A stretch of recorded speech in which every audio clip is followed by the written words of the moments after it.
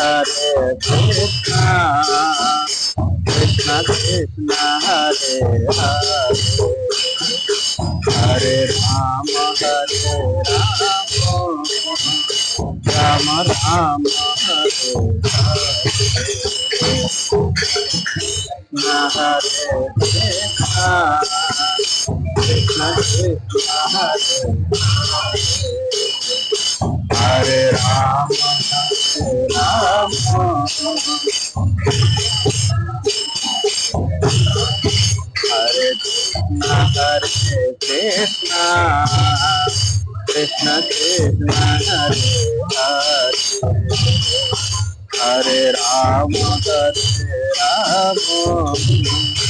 Rama Rama, Hare Hare, Hare Krishna, Krishna Krishna, Hare Rama, Rama, Hare Krishna, Krishna Krishna, Hare Hare, Hare Rama, Rama Rama, Hare Hare, Hare Krishna, Krishna Krishna,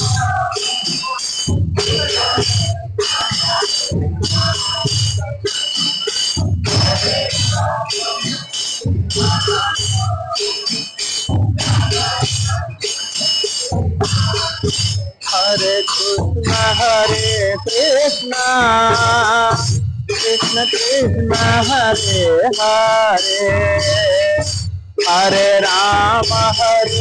Rama, Rama Rama, Hare Hare,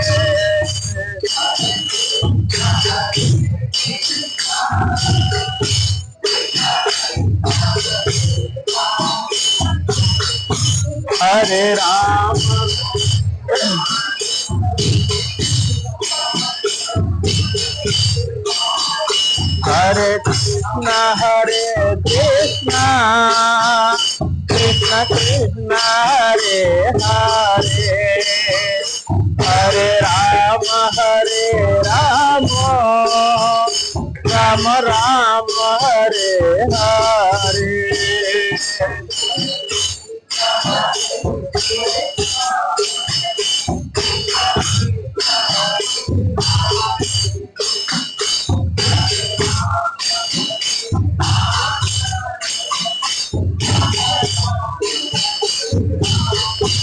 Hare Rama, Hare Krishna, Krishna Krishna, Hare Hare, Hare Rama,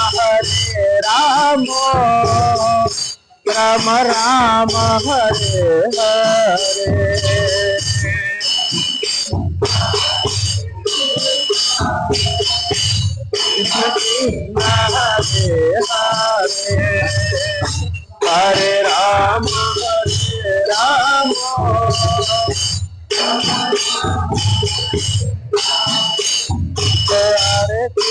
Hare Krishna, Krishna Krishna, Hare Hare, Hare Rama, Rama Rama, Hare Hare, Krishna Krishna, Hare Hare, Hare Rama, Hare Krishna, Krishna Krishna, Hare Hare, Hare Rama, Ram, Hare Hare,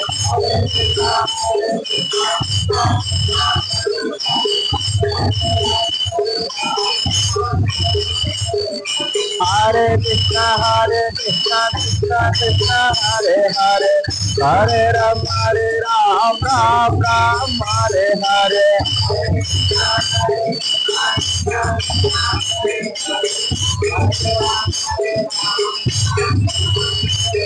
Hare Krishna, Krishna Krishna, Hare Hare, Hare Rama, Ram, Hare Hare,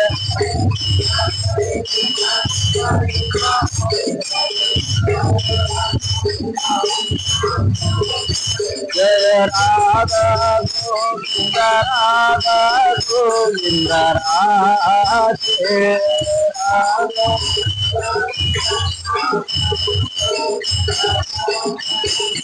జయ రాధా మాధవ రాధా మాధవ రాధే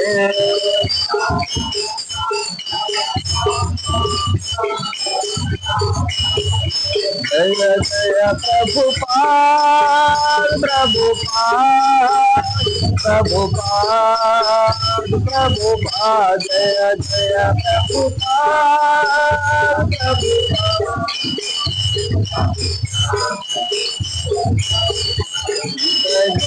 హరి బోల్ హరి బోల్ హరి బోల్ హరి బోల్ హరి బోల్ హరి బోల్ హరి బోల్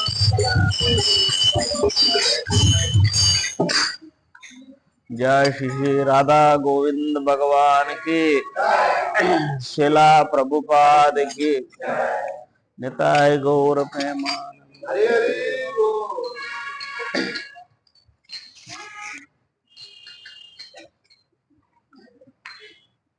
నా mic తీసుకొచ్చినా బాగుండేదే చిన్న mic ఒకటి ఉండేది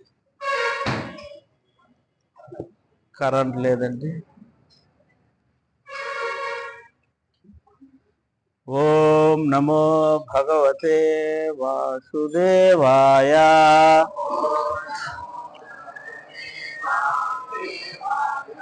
ఓం నమో భగవతే వాసుదేవాయ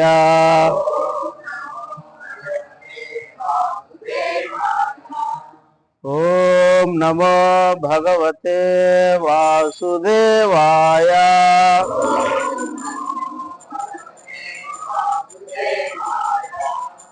हे कृष्णा करुणा सिंधु दीनबंधु जगत्पते गोपेश गोपिका कांत राधा कांत नमोस्तुते तप्त कांचन गौरांगी राधे वृंदावनेश्वरी वृषभानुसुते देवी प्रणमामि हरि प्रिय जय श्री कृष्ण चैतन्य प्रभु नित्यानंद श्री अद्वैत गदाधर शिवासाद गौर भक्त वृंदा हरे कृष्णा कृष्णा कृष्णा हरे हरे हरे राम राम राम हरे हरे हरे कृष्ण చాలా రోజులు అయింది భక్తులకు అక్కడ మాకు నరసరావుపేటలో ఒక 20 ఆవులతో స్టార్ట్ అయింది అవి ఇప్పుడు 270 ఆవులు అయినాయి హరే కృష్ణ అక్కడ ఏమైందంటే మాకు వాటి పోషణ అంతా కూడా కొంచెం భారం అయిపోయింది అందుకని రూపేష్ బాబు ఏం చేస్తున్నాడంటే రాజంపేటలో ఏం ఖర్చు తక్కువ ఆదాయం ఎక్కువ అక్కడ మాకు ఆదాయం ఎక్కువ ఖర్చు తక్కువ అందుకు నువ్వు వెళ్ళిపోయినా అని చెప్పి నన్ను అక్కడికి పంపించేశాడు దానివల్ల మీకు లేదంటే ఇక్కడ తిరుపతిలో ఉంటే మేము అప్పుడప్పుడు వచ్చేవాళ్ళం రాజంపేట వచ్చేవాళ్ళం కాబట్టి మంచి భక్తులు ఎట్లంటే మనము ఈ వ్యవసాయము ఇట్లా ఈ పల్లెల నుంచి వచ్చే వాళ్ళకి ఎట్లాగంటే విచక్షణ జ్ఞానం ఎక్కువ ఉంటుంది పల్లెల నుంచి వచ్చే వాళ్ళకి ఏముంటుంది విచక్షణ జ్ఞానం ఎక్కువ ఉంటుంది అనమాట నేను తిరుపతి ఇస్కాన్ టెంపుల్ కొత్తగా వచ్చినప్పుడు విలేజ్ నుంచి పల్లె నుంచి వచ్చాను కదా అందరూ కూడా నన్ను జంతువు వచ్చింది అనేవాళ్ళు అడవి నుంచి జంతువు వచ్చేసింది అనేవాళ్ళు అంటే నన్ను అందరూ కూడా అడవి అని పిలిచేవాళ్ళు అనమాట అయితే అక్కడ వాళ్ళు నాకేం చేశారు కొద్ది రోజులు ఈ పుస్తకాలు అవి ఇవి నేర్పించిన తర్వాత ఆశ్చర్యకాలంలోనే నాకు ఇంగ్లీష్ రాదు కదా తెలుగులో చెప్తే ఇంగ్లీష్లోకి ట్రాన్స్లేషన్ చేశారు ఉపన్యాసం అట్లా ఇక్కడ మనం పల్లెల నుంచి వచ్చినామే మాకేం సంస్కృతం రాదే శ్లోకాలు రావే అని ఇది లేదు భగవంతుడి ఏర్పాటు వల్ల అన్ని వచ్చేస్తాయి ఉదాహరణకు నేనే కావాలంటే రూపేష్ బాబుని అడగండి మీరు నన్ను అందరూ అడివి అనే వాళ్ళు అనమాట అట్లాడితే ఇస్కాన్లో ఇంగ్లీష్లో ఉపన్యాసం చెప్తే తెలుగులోకి ట్రాన్స్లేషన్ చేస్తారు కదా నాది ఒక్కడిదే అక్కడ తెలుగు నుంచి ఇంగ్లీష్ లెక్ చేసి అది ఒక్కడిదే. అవును. అలాగా భక్తులు మనం భగవంతుడి యొక్క కృప ద్వారా మనం అన్నీ మనకు అబ్బుతాయి, అందులో ఏం సందేహం ఏం లేదనమాట. ఈరోజు భక్తి రసామృత సింధు గురించి చర్చిస్తాను.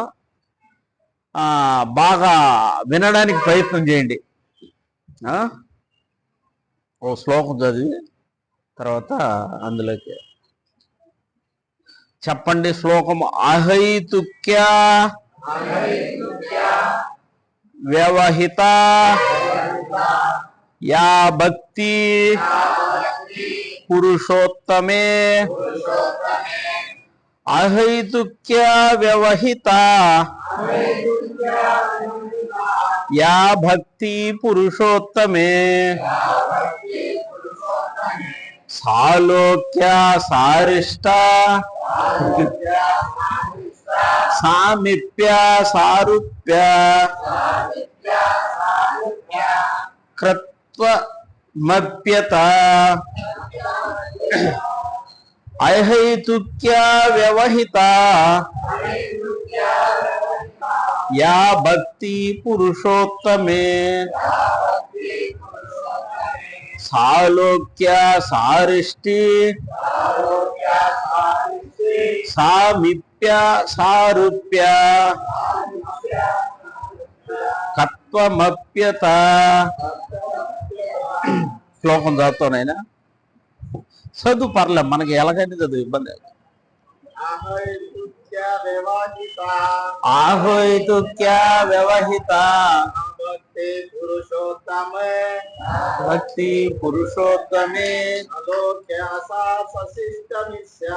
సాలోక్య సాశిష్టమిష్య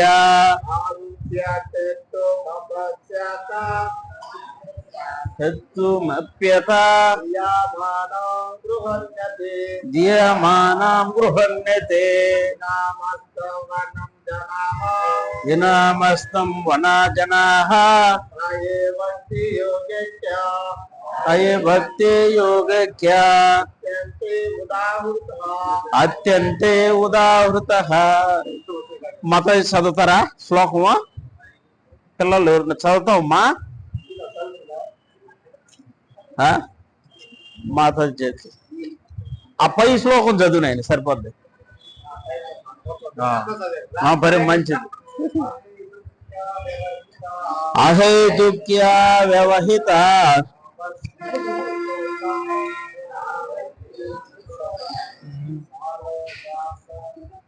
సాలోక్య సారుష్టి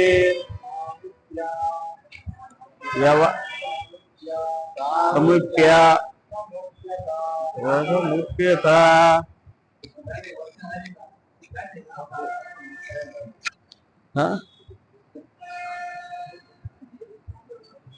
హరే కృష్ణ. ఈ గ్రంథము ముఖ్యంగా మనం ఈ ముందు ఉపదేశ అమృతం చర్చించుకున్నాం కదా ప్రభు, అది కూడా రూపగోస్వామి రచించింది. ఆ పుస్తకాలు అందరూ చదువుతున్నారా? ఉపదేశ అమృతం ఎంతమంది చదువుతున్నారమ్మా? ఉపదేశ అమృతం పుస్తకాలు కూడా ప్రభు తీసుకొచ్చి అందరికి పంచిపెట్టాడు. ఉపదేశ అమృతం అందరూ చదువుకున్నారా? ఇది రూపగోస్వామి రచించాడు ఈ గ్రంథం. చైతన్య మహాప్రభు ముఖ్య శిష్యుల్లో ఒకరైన శ్రీల రూపగోస్వామి సంస్కృతంలో రచించిన భక్తి రసామృత సింధువు అను గ్రంథమునకు అనుసరించి భక్తి వేదాంత స్వామి ప్రభుపాదుల వారు దీన్ని ఆంగ్లంలోకి అనువదించారు అన్నమాట. ఆంగ్లంలో నుంచి మనకు తెలుగులోకి అనువదించారు. ఇది ఈ రచయిత వచ్చే మహాప్రభు శిష్యుల్లో ఒకరైన రూపగోస్వామి. శ్రీమద్ భాగవతము 3వ స్కందము 29వ శ్లోకము 12, 13 శ్లోకములలో కపిల భగవానుడు తన తల్లికి ఉపదేశం చేయు సందర్భమున శుద్ధ భక్తి లక్షణములు ఇట్లు వర్ణించను. తల్లి, పరమ భక్తులకు వారు ఐహిక భోగములను గాని తాత్విక జ్ఞానమును గాని కోరరు. వారి మనస్సులు నిరంతరము నా కైంకర్యం మీదనే లగ్నమై ఉండును. నా కైంకర్యమును చేయ అవకాశము కొరకు తప్ప మరి దేని యందును వారు ఎన్నడనూ ఆసక్తి చూపరు. చివరకు నా పరమ పదములో నాతో సాయుధ్యమును అనుభవింపవలనని కూడా వారు కోరరు. ముక్తి 5 విధములు: దేవదేవునితో ఐక్యమగుట, పరమ పదములో దేవదేవునితో సాయుధ్యమును అనుభవించుట, దేవదేవుని లక్ష్యములను పొందుట, దేవదేవుని షడైశ్వర్యములను అనుభవించుట, దేవదేవునికి ప్రియతముడుగా జీవించుట.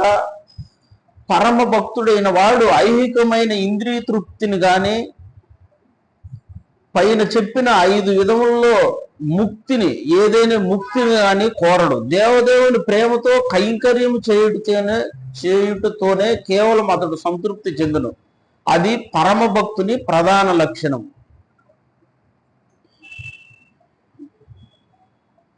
శ్రీమద్ భాగవతములో కపిల్ భగవానుడు నుడివిన పై పలుకుల్లో పరమభక్తుడైన వాని వాస్తవమైన పరిస్థితి, పరమభక్తి యొక్క ప్రధాన లక్షణములను నోడవబడినవి.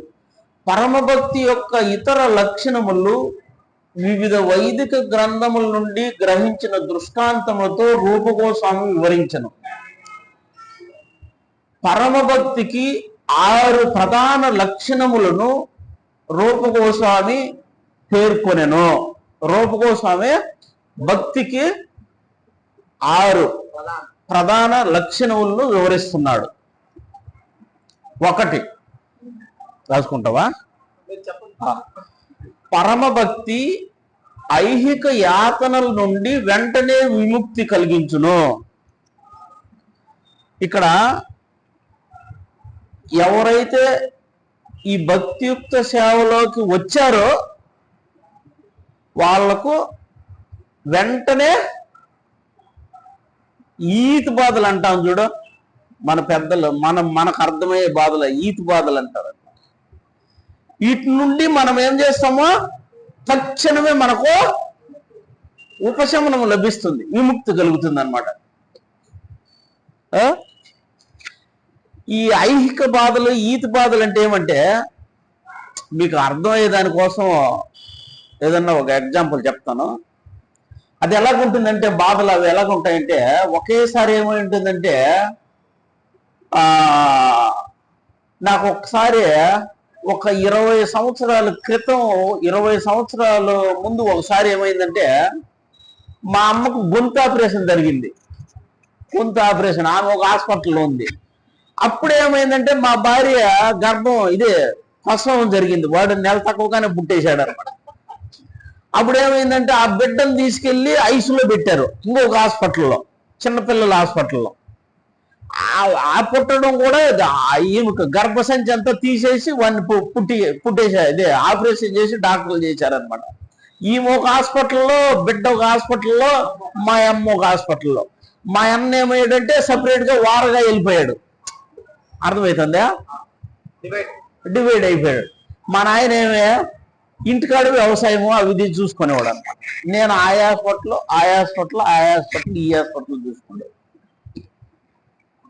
ఇట్లా ఏమవుతుందంటే ఒకేసారి ఈతి బాధలు అనేటివి ఇవన్నీ ఒకేసారి మీద పడిపోతుంటాయి అన్నమాట.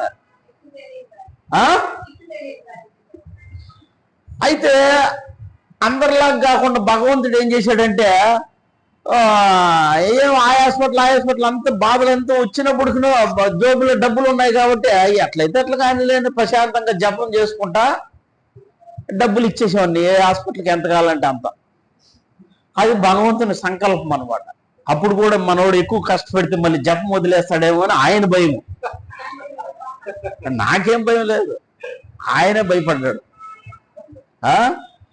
కాబట్టి ఇటువంటి ఈ కష్టాలు, ఈతి బాధలు ఇవన్నీ ఈ భక్తిలోకి వచ్చినామంటే తక్షణ ఉపశమనం. 1. 2 పరమభక్తి సమస్త శుభములకు ప్రారంభమవుతుంది అనమాట. ఇప్పుడు మనము ఎప్పుడైతే ఈ భక్తిలోకి ఎంటర్ అయినామో అప్పటి నుంచి అన్ని శుభాలే ఉంటాయి మనకు. అర్థమవుతుందా? కష్టాలు కూడా ఉంటాయి. అవి ఎట్లా కష్టాల్లో నేను ఇప్పుడు మీకు కూడా అది వివరించడానికి కూడా ప్రయత్నం చేస్తాను అనమాట. పరమభక్తి సమస్త శుభములకు అప్పటి నుంచి ప్రారంభం అవుతాయి అనమాట. ఎప్పుడైతే ఈ భక్తిలోకి వచ్చామో అప్పటి నుంచి ఏమవుతుంది, సమస్త శుభములు మనకు అప్పుడే ప్రారంభం అవుతాయి అన్నమాట. పరమభక్తి వలన సహజముగానే దివ్యానందము చేకూరును. ఈ భక్తిలో ఉంటే మనకేమొస్తుందమ్మా? ఆనందం వస్తుంది, దివ్యానందం వస్తుంది అనమాట. ఇప్పుడు యోగులు, ఋషులు, బ్రహ్మ వీళ్ళంతా అనుభవించే ఆనందం, దాని పేరు ఏం ప్రభు? బ్రహ్మానందం.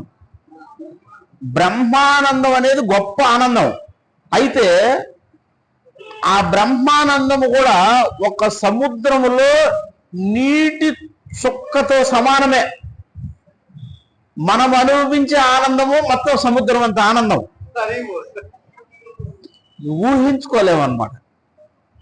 ఆ బ్రహ్మానందం అనేది ఒక సముద్రములో నీటి చుక్కతో సమానం వాళ్ళ ఆనందం, ఏదైతే యోగులు, రుచులు వీళ్ళంతా అనుభవించే ఆనందం. అయితే భక్తుడు అనుభవించే ఆనందమా సముద్రం అంత ఆనందం అన్నమాట.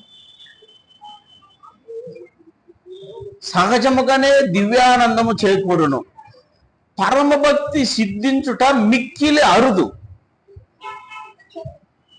ఎందుకంటే ఈ పరమభక్తి, ఈ భగవంతుడు ఈ భక్తిని ఇచ్చేశాడు అనుకోండి, ఆయనే ఈ భక్తుడికి వశమైపోతాడు అనమాట. అందుకని భగవంతుడు ఎవరికంటే వారికి భక్తినే ఇవ్వడు. అవసరమైతే ఏదో మోక్షం కావాలంటే ఇచ్చేస్తాడు. ఆ భగవంతుని పట్ల ప్రేమ, భక్తిని మాత్రము ఎవరికంటే వాళ్ళకు ఇవ్వడు, మిక్కిలి అరుదు. పరమ భక్తులకు వారు మోక్షము గూర్చి ఆలోచనను కూడా దరిచేయరనియ్యరు. ఈ పరమ భక్తులైన వారు మోక్షము, ఏదైతే ఈ కష్టము, ఈ జన్మము, మృత్యువు, ముసలితనము, రోగాలు, ఈ కష్టాలు నాకు వద్దు స్వామి, నన్ను నిలేకి తీసేసుకుంటారు కదా, అది కూడా కోరరంట భక్తులు. కానీ భక్తులు మోక్షమును కోరనప్పటికునో ఎవరైతే ఆ మోక్షం ఇచ్చే ఆ దేవత ఉంది కదా, ఆమె మన సేవకుడి లాగా ద్వారం దగ్గర వేచి ఉంటుందంట. అంటే రిక్వెస్ట్ చేసుకుంటుందంట, ప్లీజ్ నన్ను స్వీకరించు అని భక్తులకి. పరమ భక్తులు వారు మోక్షము గూర్చిన ఆలోచనను కూడా దరిచేయరనీయరు. పరమ భక్తి ఒక్కటే కృష్ణుని ఆకర్షింపగల ఏకైక సాధనము. కృష్ణుని ఆకర్షించేదానికి ఈ పరమ భక్తి ఒకటే ఏకైక సాధనం, రెండు సాధనాలు లేవు.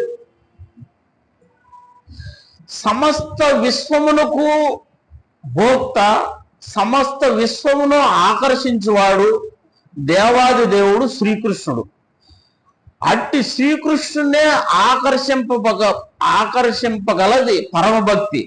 దీని అర్థమేమనగా పరమభక్తి ఆధ్యాత్మికముగా కృష్ణుని కంటే కూడా శక్తివంతమైనది.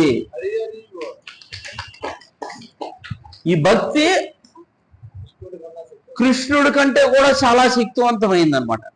అది కృష్ణుని అంతరంగక శక్తి. ఇప్పుడు ఇంక మనం చర్చించడానికి ప్రయత్నం చేస్తాను, మీరు కూడా బాగా వినడానికి ప్రయత్నం చేయండి. హరే కృష్ణ.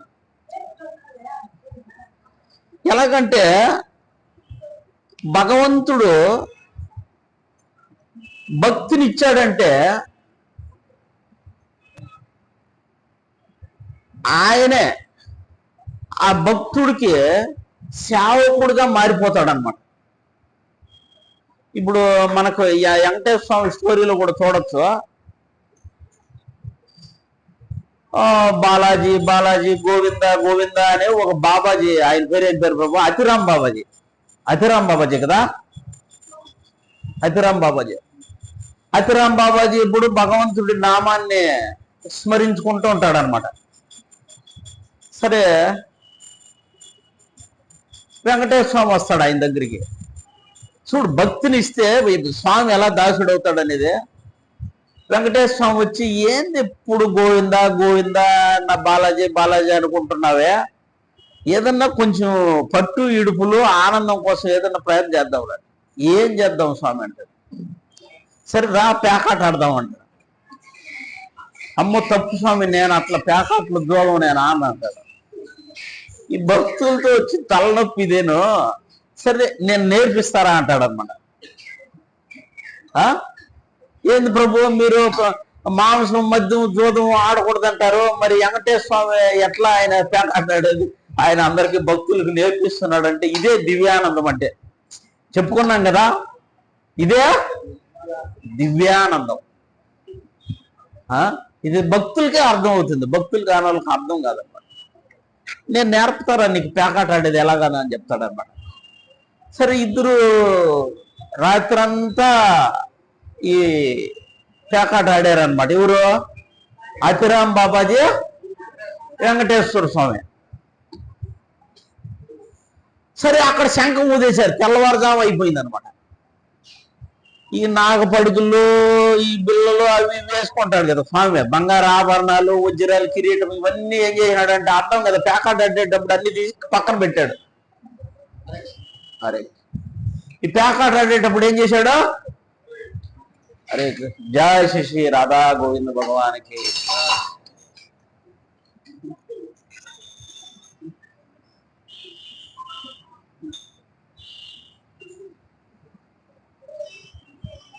ఈ ఆభరణాలన్నీ తీసి పక్కన పెట్టి ఆడుతున్నాడు. వాళ్ళు శంఖ ఉదయాలకు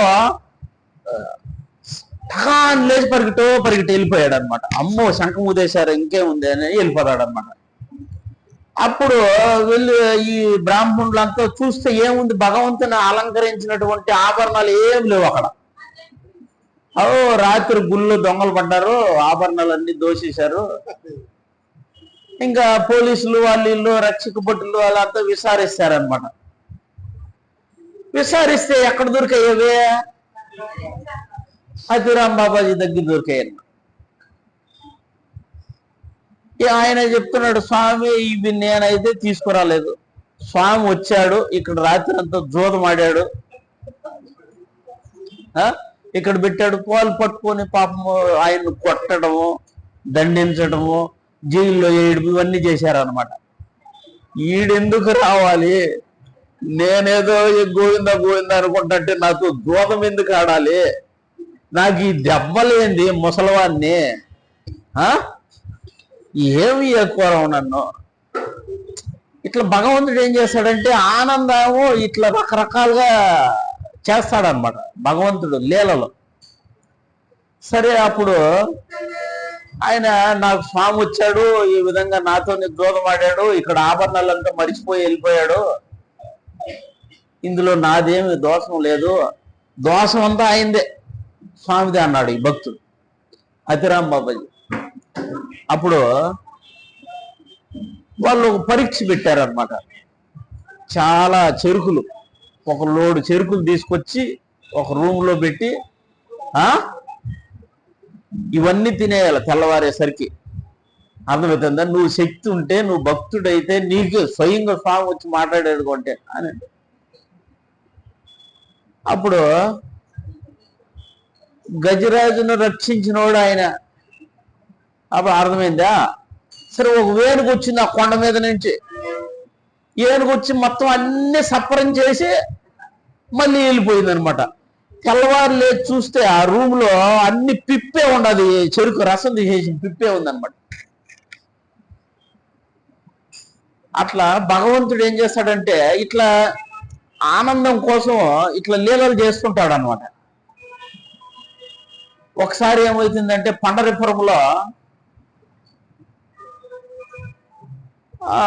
పురంధరదాస్ మనకు తెలుసు, ఆయన కన్నడమైన గొప్ప భక్తుడైన. ఆయన పేరు మొదట్లో శ్రీనివాసప్ప పిసినారి. క్రమక్రమంగా భక్తుడైపోతాడు. ఆయన కుటుంబం అంతా కూడా వదిలేసి ఆయన పండరపురం వెళ్ళిపోతాడు. పండరపురం వెళ్ళినప్పుడు ఆయనకు అక్కడ ఎవరు చూసుకునేదానికి ఎవరు ఉండరు అనమాట. ఆయన ఎవరు చూసుకునేదానికి ఎవరు ఉండరు. అప్పుడు విఠలుడు అనే ఒక పేరుతో ఒక చిన్న పిల్లవాడే వచ్చి ఆ పురంధరదాసుకు సేవలు చేసుకుంటాడు లాస్ట్ లో. అయితే ఇప్పుడులాగా మనకు టాయిలెట్ బాత్రూమ్లు ఉండేవి కాదు. ఈ పురంధరదాసు బహిర్భూమికి బాత్రూమ్ పోయాడు. బాత్రూమ్ పోతే ఈయన నీళ్ళు ఎత్తుకొని పోయాడు. ఎవరు? శిష్యుడు. చూడండి భగవంతుడు చేసి లేలు ఎట్లుంటుందంట. భగవంతుడు స్వయంగా నీళ్ళు ఎత్తుకొని పోయాడు అనమాట. మనమైతే డబ్బాలతోనో బకెట్లతో తీసుకెళ్తాం కదా. ఆయన బహిర్భూమికి వెళ్ళినాడు. బాత్రూమ్ మల విసర్జన తర్వాత నీళ్లు తీసుకురమ్మన్నాడు. అయితే ఆ కడుక్కునేదానికి ప్రయత్నం చేస్తుంటే అది మామూలు చెమ్ము కాదు, బంగారు చెమ్ము. విఠలుడి దగ్గర పెట్టిన కలిసిమ చెమ్ము. కలిసిమ చెమ్ము అదే. అందులో ఎత్తుకొని వచ్చేసినాడు నీళ్లు. చాలా కోపం వచ్చేసింది పురంధరదాసు చాలా కోపం వచ్చేసింది అనమాట. చిన్న ఇక్కడ దగ్గరికి రా అన్నాడు, చేయి పట్టుకున్నాడు అనమాట. ఆ చెంబు తీసుకొని కొట్టేసినాడు ఆ పిల్లవాడిని. భగవంతుడికి కలిసి చెమ్ము, బంగారు చెమ్ము నువ్వు ఈ విధంగా శుద్ధిపరుచుకుని దానికి తీసుకొస్తావా? ఎంత మూర్ఖుడు నువ్వు ఇంకెప్పుడు భక్తుడు అవుతావు అని చెప్పి బాగా కొట్టేశాడు అనమాట. సరే చాలా కోపం వచ్చేసింది ఎవరికి? కృష్ణుడికి. నన్ను పోని ముసలోడని నీళ్ళు ఎత్తుకొచ్చిస్తే నన్నే మందలిస్తావా? నన్నే కొడతావా? చూడు రేపు నీ కథ ఉంటుంది చూడు అని చెప్పి ఆయన కూడా ఇలాగే అన్ని ఆభరణాలన్నీ ధరించేసి ఆ ఊర్లో ఒక వేశ్య ఉంటుందన్నమాట. పురంధరదాసు లాగా వేషం వేసేసాడు. పురంధరదాసులాగా వేషం వేసేసి ఆ వేష దగ్గరికి వెళ్ళి నైట్ అంతా అక్కడ ఉన్నాడు అనమాట. నైట్ అంతా అక్కడ ఉండి ఆమె అడిగింది అనమాట, ఏదన్నా ఒక ఆభరణం ఇవ్వండి స్వామిని. ఒకటేమిటి అన్ని తీసేసుకో నీకే, అన్ని ఇచ్చేసినాడు అనమాట. ఆమె చాలా సంతోషపడిపోయింది అనమాట. ఇంతమంది వస్తుంటారు నా దగ్గరికి, ఎవరు కూడా ఇన్ని ఆభరణాలు ఇవ్వరు, నువ్వు రోజు రా స్వామి అని చెప్పేది అనమాట. సరే తెల్లవారులే చూస్తే భగవంతుడు ఆభరణాలన్నీ మాయమైపోయినాయి. ఇంకా రాజు వచ్చాడు, విచారణ జరిపిస్తుంటే ఎక్కడ తేలినాయో ఆ ఊర్లో ఒక ఆమె ఇంట్లో తేలాయి. ఆమె ఏం చెప్పింది, ఈ విధంగా పురంధరదాసు వచ్చాడు, రాత్రి అంతా ఇక్కడే ఉన్నాడు, ఈ ఆభరణాలంతా నాకు ఇచ్చాడు. అది ఈయన పురంధరదాసు నేనెప్పుడు వచ్చాను, నేనెప్పుడు ఇచ్చాను అన్నారన్నమాట. సరే చూస్తే తేలింది నిజమే, ఆభరణాలు ఎవరికి అందుబాటులో ఉన్నాయి? పురంధరదాసుకే. కాబట్టి ఇంకేరే వాళ్ళు తీసేదానికి అవకాశం లేదు. చూస్తే ఎవడని సహా దొరికిపోయినాడు అనమాట. సరే స్వామివారికి ఎదురుగా కట్టేసినారన్నమాట. ధ్వజస్తంభానికి కట్టేసినారు. ఎవరినే? పురంధరదాసును. భటులు వచ్చి కొరడాలతో కొడుతున్నాడు అనమాట. అప్పుడు నన్నే కొడతావా, ఇప్పుడు నీ పరిస్థితి ఏమి? నిన్ను కాపాడదే, కొట్టండి కృష్ణుడు, కొట్టండి అంటున్నాడు అనమాట. ఎవరు? విఠలుడు పిల్లవాడు ఉన్నాడు కదా, కొట్టండి అంటున్నాడు అనమాట. ఒరే నీకు ఎన్ని శ్లోకాలు నేర్పించాను రా, నీకు కొంచెమన్నా దయలేదా? నీకు ఎన్ని శ్లోకాలు నేర్పించాను, ఎంత విద్య నేర్పించాను, గురువుని ఎట్లా కొడతా ఉంటే కొట్టండి అంటాడు. నన్ను కొట్టినప్పుడు లేదు.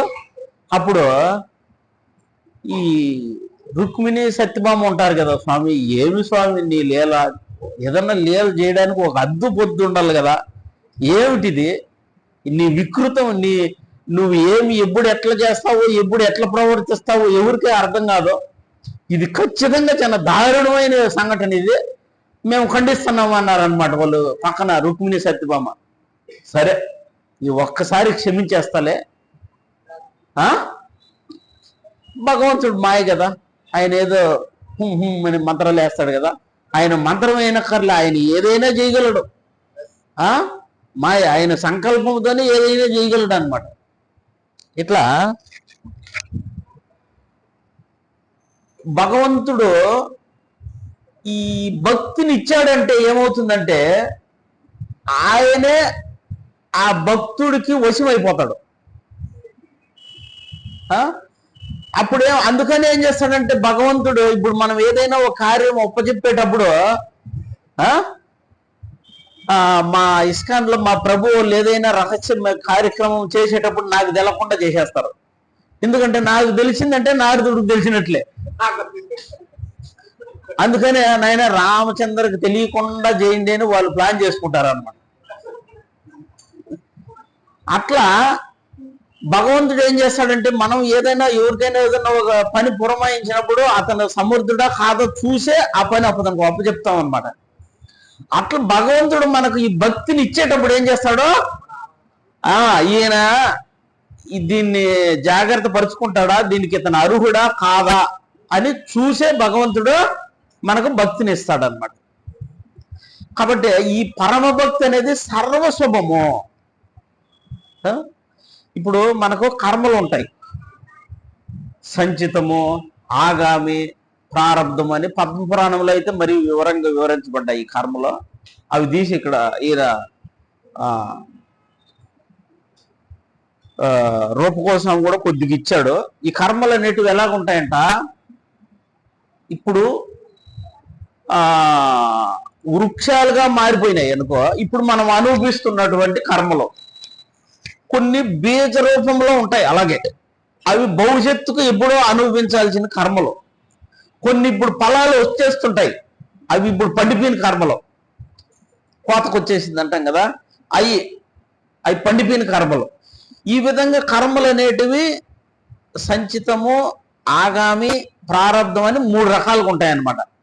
అయితే సర్వధర్మాన్ని పరిత్యజ్య మామేకం శరణం వ్రజ. ఈ శ్లోకం ఎంతమందికి వచ్చమ్మా? భగవద్గీతలో శ్లోకమా? ఇది నేర్చుకోవాలి, అందరూ నేర్చుకోండి. సర్వధర్మాన్ని పరిత్యజ్య మామేకం, సంస్కృతంలో ఏకం అంటే ఒకటి. నన్ను ఒక్కరిని ఎప్పుడైతే మీరు శరణం వెళ్తారో అప్పుడు ఏమైతుంది? అహంతం సర్వ పాపేభ్య మోక్ష. సర్వ పాపాలు కూడా దీనికి రూప కోసమే ఈ భక్తి రసామృత సింధువులు ఏం చెప్తున్నాడంటే, ఈ దూది పత్తి ఉంటుంది కదా, పత్తి గింజలు సపరేట్ చేసిన పత్తి ఉంటుంది కదా, అది ఒక కొండలాగా ఉంటుంది కదా. ఆ కొండలాగా ఉన్న పత్తి కూడా మనం నిప్పు పెడితే చాలా తొందరగా కాలి బూడిదైపోద్ది కదా, చాలా తొందరగా కాలి బూడిదైపోద్ది కదా. అలాగే సర్వధర్మాన్ పరిత్యజ్య మామేకం శరణం వ్రజ అహంతాం సర్వపాపేభ్య మోక్షయిష్యామి మా శుచః. సర్వపాపేభ్య అన్నాడు చూడు అక్కడ. అన్ని పాపాలు తక్షణమే కాలి బూడిదైపోతాయి అన్నమాట. ఈ భక్తిలో ఉన్నటువంటి ప్లస్ పాయింట్ మనకు లాభం ఏమంటే, మనకు ఉన్నటువంటి అన్ని పాపాలు కూడా ఉయిదొలిగిపోతాయి తక్షణమే. ఈ పరమ భక్తి ఎప్పుడైతే మనకు వచ్చిందో అప్పుడే తక్షణమే ఈ పాపాలన్నీ కూడా నశించిపోతాయి అన్నమాట. పరమ భక్తి వలన సహజముగానే దివ్యానందము చేకూరును. చాలా చాలా ఆనందం వస్తుంది అనమాట ఈ పరమ భక్తి వల్ల. ఇంతకు ముందే మనం చర్చించుకున్నాం అనమాట. సమస్త శుభములకు ప్రారంభము, సమస్త శుభములు. సర్వశుభం అంటే ఇంకా ఇప్పుడు మా అబ్బాయి చదువుకోలేదనేది లేదు, నాకు ఆదాయం రాలేదనేది లేదు, ఏం లేదు, అన్ని శుభాలేనమాట. సమస్త శుభములకు ప్రారంభం. పరమ భక్తులకు వారు మోక్షమును గూర్చి ఆలోచనను కూడా దరిచేరనీయరు. అయితే ఈ భక్తులు ఏం చేస్తారంటే మోక్షము కూడా, ఈ కష్టాల నుంచి నన్ను గట్టెక్కించు స్వామి అనే ప్రార్థించరు. అయితే ఇదేంటి స్వామి, కష్టాలను తొలగించేయాలి కదా, కష్టాల నుంచి నన్ను బయట ఎందుకు భక్తుడు ప్రార్థించడంటే, ఇప్పుడు భక్తుడి యొక్క ఆ హృదయం చాలా సున్నితంగా ఉంటుంది అనమాట. భక్తుడి యొక్క హృదయం ఎలా ఉంటుంది? చాలా సున్నితంగా ఉంటుంది అనమాట. ఇప్పుడు చూడొచ్చు మనము మహాభారతంలో ఆ భగవద్గీతలో కూడా మనం చూడొచ్చు అనమాట. ఆ యుద్ధం వాళ్ళు దుర్యోధనుడు చాలా చాలా అవమానాలు చేశాడు. ఆ విషం పెట్టడము, ఆ ఇంట్లో పెట్టి కాల్ చేయాలనుకోవడము, వాళ్ళని మోసం చేసి జూదం ఆడేసుకోవడము, మళ్ళీ పాండవ పత్నిని ఈ విధంగా అవమానించడం, ఇటువంటివన్నీ చేశాడు అనమాట. అవన్నీ గుర్తుకు రాలి ఆయనకు. దుర్యోధనుడు చేసినటువంటి ఆ అపరాధాలు ఏమీ అతను గుర్తుకు రావట్లే. కానీ అతనికి సమర్థుడై కూడా వద్దు యుద్ధము అంటున్నాడు అర్జునుడు. కృష్ణ వద్దు, ఈ రాజ్యం కోసం ఎందుకు, ఈ తాత్కాలిక భోగాలన్నీ ఎందుకు మనకు అంటున్నాడు. ఆయనే కాదు, ఆ రాయబారంలో కూడా మీరు చూడొచ్చు, ధర్మరాజు యుద్ధం వద్దంటున్నాడు. భీముడు, నకులు, సహదేవులు అందరూ కూడా యుద్ధం వద్దంటున్నారు. మీకు తెలుసా ఈ విషయమా? అర్జునుడు ఆ భగవద్గీతలో మనకు ఆధారం ఉంది కదా, భగవద్గీతలో యుద్ధం వద్దన్నాడు కదా. కానీ పాండవులు అందరూ కూడా కృష్ణుడు రాయబారానికి వెళ్ళేటప్పుడు ఏమన్నారు? ప్రభు, ఎలాగైనా సరే యుద్ధం వద్దు అన్నారు పాండవులు. భీముడు కూడా అదే మాట అన్నాడు, యుద్ధం వద్దన్నాడు. అంటే ఈ భక్తుల యొక్క హృదయం చూడండి, కల్మషరహితంగా ఉంటుంది. ఇప్పుడు చూడు, అతను ఎంతమందిని పంపించాడు రాయబారమో, ఏదో విధంగా యుద్ధం చేయకుండానే రాజ్యం మనకు దక్కాలా. సంజయ్ రాయబారమో ఏదో ఉండదు కదా, యుద్ధం మీరు మహాత్ములు, మీరు ఎక్కడైనా బతికిపోతారో, మీరు యుద్ధం వదిలేసి వెళ్ళిపోండి అడవులకు మళ్ళా అని చెప్తాడు అనమాట సంజయ్. అట్లా ఈ భక్తి అనేది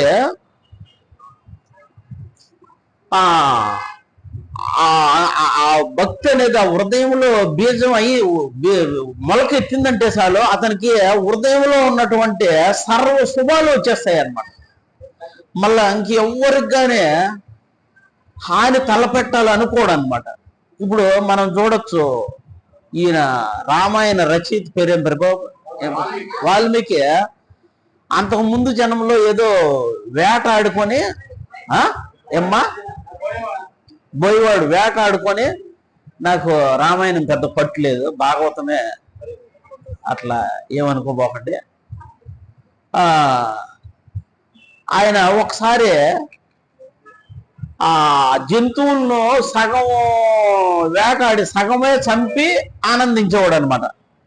అవి ఆ జంతువులను ఆయన ఇంటికి తీసుకెళ్ళినప్పుడు కూడా అవి గిజగిజ కుట్టుకుంటూ ఉంటే ఆనందంగా ఉండేది అనమాట. అట్లా ఓడికి ఆయనకు భక్తి వచ్చేలకు హృదయంలో. ఒకసారి నారద మహర్షి వచ్చేలకు నమస్కారం చేసేదానికి ఇట్లా తిరుగుతుంటాడు. అప్పుడు పర్వతముని చెప్తాడనమాట నారదమునితో, ఏమన్నా ప్రియశిష్యుడు అన్నావు, నమస్కారం చేసేదానికి ఏంది అటు ఇటు తిరుగుతున్నాడు అని అంటాడు. ఏమో దగ్గరికి వెళ్ళి ఒకసారి చూడు అంటాడు. చూస్తే అక్కడ చీమలు ఉంటాయి కింద. నారద మహర్షికి నమస్కారం చేయాలనే కోరిక ఉంది, కానీ చేసేదానికి అక్కడ అవకాశం లేదు, చీమలు ఉన్నాయి, ఏడ తెచ్చిపోతాయని భయం. చూడండి, సగము జంతువులు చంపి వికృతమైన ఆనందాన్ని పొందేటటువంటి ఆయన పేరు అంతకుముందు ఏదో ముగారే ఏదో పేరు, అట్లా ఓడు ఆ మృగారే మళ్ళీ అతనిలో భక్తి వచ్చేళ్ళకి ఏమైంది, చీమ కూడా ఆయన తలపెట్టిన అంత ఇదైపోయింది అనమాట. కాబట్టి ఈ భాగవతము అంటే భగవంతుడికి సంబంధించినది అర్థం. హరే కృష్ణ, బాగా వినాలన్నా. భాగవతం అంటే ఎవరికి సంబంధించింది? భగవద్గీత భాగవతం అంటే ఎవరికి సంబంధించింది? భగవంతుడికి సంబంధించింది. ఏమయ్యా మీరు హరే కృష్ణ వాళ్ళకి మీకు ఈ పక్షపాత బుద్ధి ఎందుకని ఎవరైనా ప్రశ్నలు చేస్తారనమాట. మరి రామాయణం భగవంతుడికి సంబంధించింది కాదా? మరి ఈ ఉపనిషత్తులు అవి ఇవి అష్టాదశ పురాణాలు ఇవన్నీ భగవంతుడికి సంబంధించింది కాదా? మీ బుద్ధి పోలేదే అని ఎవరైనా మనం అడుగుతూ ఉంటారు అనమాట. కానీ వాళ్ళకి మనము భాగవత మహత్యంలో ఇచ్చినటువంటి ఈ సన్నివేశాన్ని వాళ్ళకి గుర్తు చేయాలన్నమాట. ఇప్పుడు కాదనింది ఎవరు? అవి కూడా భగవంతునికి సంబంధించినవే, అవి కూడా భగవంతుడికి సంబంధించినవే, మనకు పరమ ప్రామాణికం వేదాలే, అందులో ఏం సందేహం ఏం లేదు. ఆ వేదము అనేటటువంటి వృక్షానికి పండినటువంటి ఫలం శ్రీమద్ భాగవతం. ఇప్పుడు మామిడి చెట్టు ఉంది, మామిడి చెట్టు బెరడు తొక్క ఆ ఇగుల్లో ఆకులో మనం తినలేంగా. చెట్టు ఉంటేనే, ఆ వేదాలు మన సాహిత్యం అనేది ఉంటేనే దాని యొక్క ఫలమే శ్రీమద్ భాగవతం. పిబత భాగవతం రసమాలయం. కాబట్టి మనము ఇప్పుడు ఆ చెట్టు ఆకులు, ఆ చెట్టు బెరడు తినాలా, పండు తినాలా?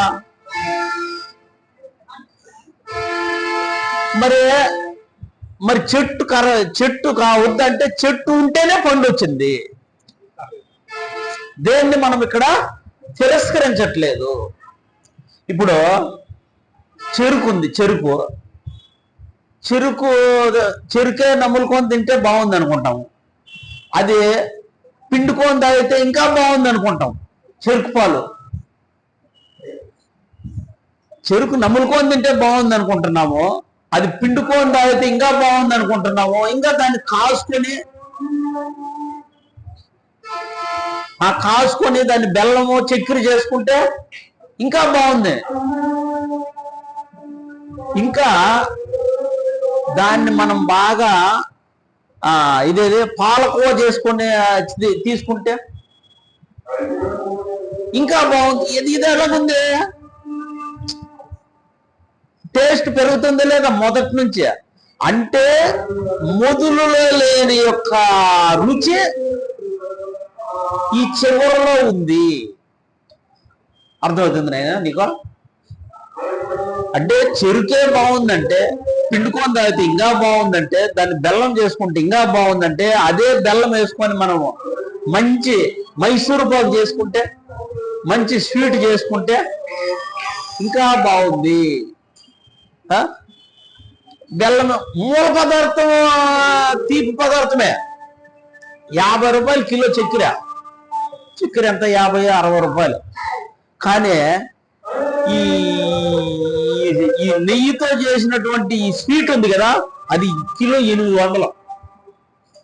కానీ ఆ బెల్లం లేకుండా ఇది మధురం రాదు. ఎందుకు? మూల పదార్థమే తినేస్తే సరిపోయింది కదా, ఆ బెల్లమే తినేస్తే సరిపోయింది కదా, ఆ చెరుకే తినేస్తే సరిపోద్ది కదా. 50 రూపాయలు కిలోది 800 పెట్టి మనం ఎందుకు తినాలా? అంటే అందులో లేని రుచి ఇందులో ఉంది. అర్థమవుతుందా? ఇప్పుడు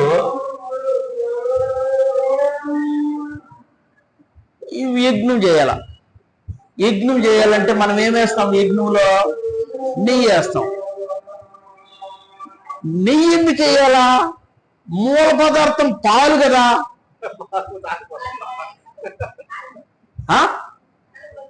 పాలే పోసేద్దాము, అగ్గి ఆరిపోద్ది, యజ్ఞకుండమో ఆరిపోతుంది. అట్లా నిగమకల్ప తరోగలితం ఫలం సుఖముఖ. నాకు బోడలేదు అంత. పిల్లలు ఉండే శ్లోకాలు చెప్పాలి ఎట్ల బారి వల్ల ఏం పెళ్ళే, ఆ శ్లోకం రాదు కదా, మా ప్రభుకి వస్తుందేమో. అదే ప్రభు నిగమకల్ప తరోగలితం. నాకు సగం వచ్చలేదు, సరిపోతులే. మనమేమే పండితులం కాదు, మా శ్లోకాలు అంతా వచ్చిన తాకి మనం భక్తులు. బాగా అదే ఇదే దానికి సంబంధించిందే, భక్తికి సంబంధించి. యాక్చువల్ నిగమ కల్ప తరుగలితం ఫలం సుఖముఖదామృతం సమృతం పిబత భాగవతం రసమాలయం.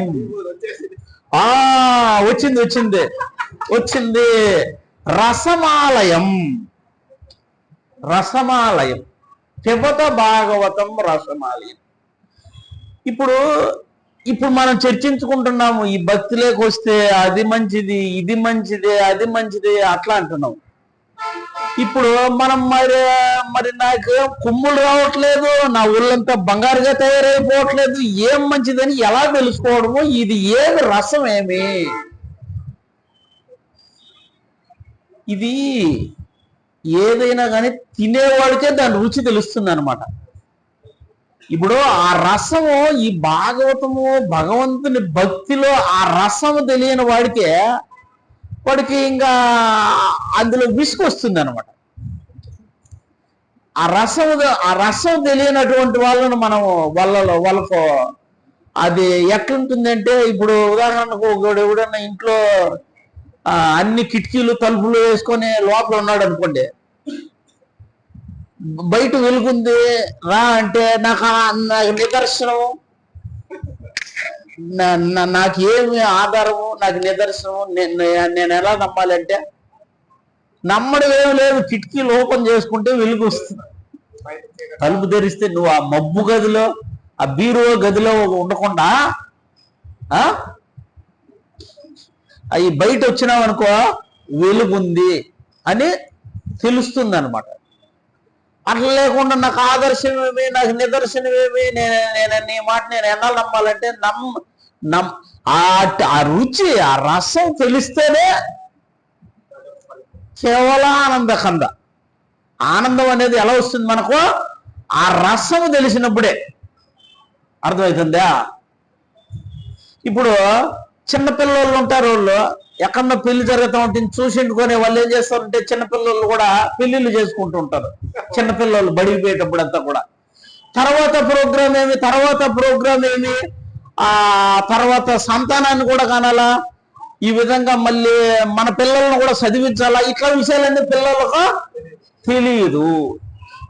అట్లా ఆ రసం తెలియని వాడికి ఆ భగవంతుడి యొక్క భక్తిలో ఆ టేస్ట్ అనుభవించలేని వాడికి ఇంకా వాడికి అర్థం కాదు. ఇంక మనం చెప్పినా కూడా వాడికి నిదర్శనం ఏమంటే, వాడికి ఆనందం రావాలంటే సులభం. ఏమంటే హరే కృష్ణ కృష్ణ కృష్ణ హరే హరే, హరే రామ రామ రామ హరే హరే. అందుకే ఇదే భూ బావుక, ఓ బావుకులారా, ఓ రసికులారా. రసికుడు అంటే ఏమర్థమా? ఆ రుచి, ఆ రసము తెలిసిన వాడు రసికుడు.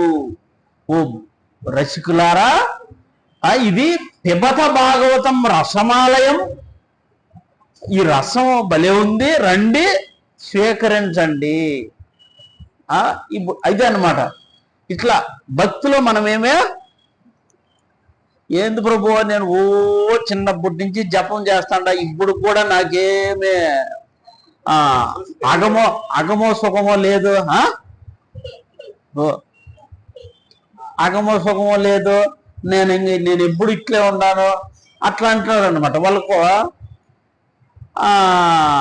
వచ్చేటటువంటి భగవంతుడు ఇచ్చేటటువంటి ఆ భాగ్యం వాళ్ళకి అర్థం కాదు.